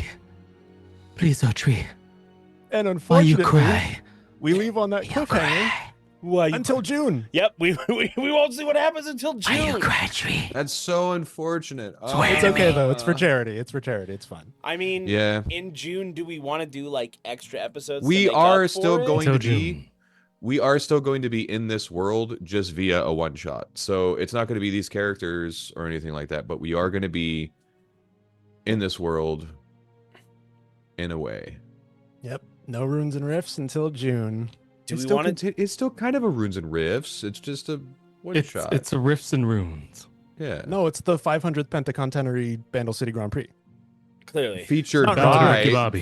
featured by Runes and Riffs. Sponsored by Pennzoil. Sponsored by Pennzoil. sponsored by Pennzoil. Yeah, Goodyear. Sponsored by St. Yeah, Jude's Michelin, Children's yeah. Hospital. Yeah, man. I mean, You know what else is having feelings? The trees. I feel like we should do extra episodes of Runes and Rifts in June to make up for it. But that's not a me decision. That's not a me decision. That's not something I can say. That's not up to me. I'm down, though. 100% down. But that's not up to me. This is a jam. This is we're dude. We're just starting. It was session 2, yeah. We're just We're just starting. We got We're- some heavy shit in. Oh, man. I almost cried. And He almost cried. I The tree definitely did. cried. you did. I just started, because I was just talking to you about this. I started recording some bonus content for the Patreon, which is me planning an encounter, which I suspect will not happen for a handful of sessions, somewhere within the next 6 sessions. And this is content none of the rest of us get to see. We can't watch that. It will. The only It won't come out until after the encounter. it won't come out until after the encounter, because otherwise okay. I'm technically going to have to see it. But at the same time, you could just hand me a video file, Yeah. and then I You can just hand you throw one, it up just there. upload it. Yeah. I think that's cool. Stuff that they know that we don't. That's kind of cool. But what's funny too is the encounter that we'll begin next session with, I reference that stat block in prepping for the session that I'm planning in the recording. So it'll be a cool little like retrospective behind the scenes of like, oh, okay, that's the thing that they were dealing with. Gotcha. I need new Ammon dice. That's what I need. That's true. We need to go dice shopping. We do. Dice shopping. Yeah. Well, fireball dice. Justin, that was a gotta great get some session. fireball dice. That was. That was a great session. Went exactly how I wanted. Yeah. Ended hope where I I'll- wanted. I hope all you guys in the chat had the fun watching us talk about some stuff. Oh man, it was so good. A great time. I'm getting my acting chops to just, do stuff. Oh, it feels so good. It feels so freeing. It feels so freeing.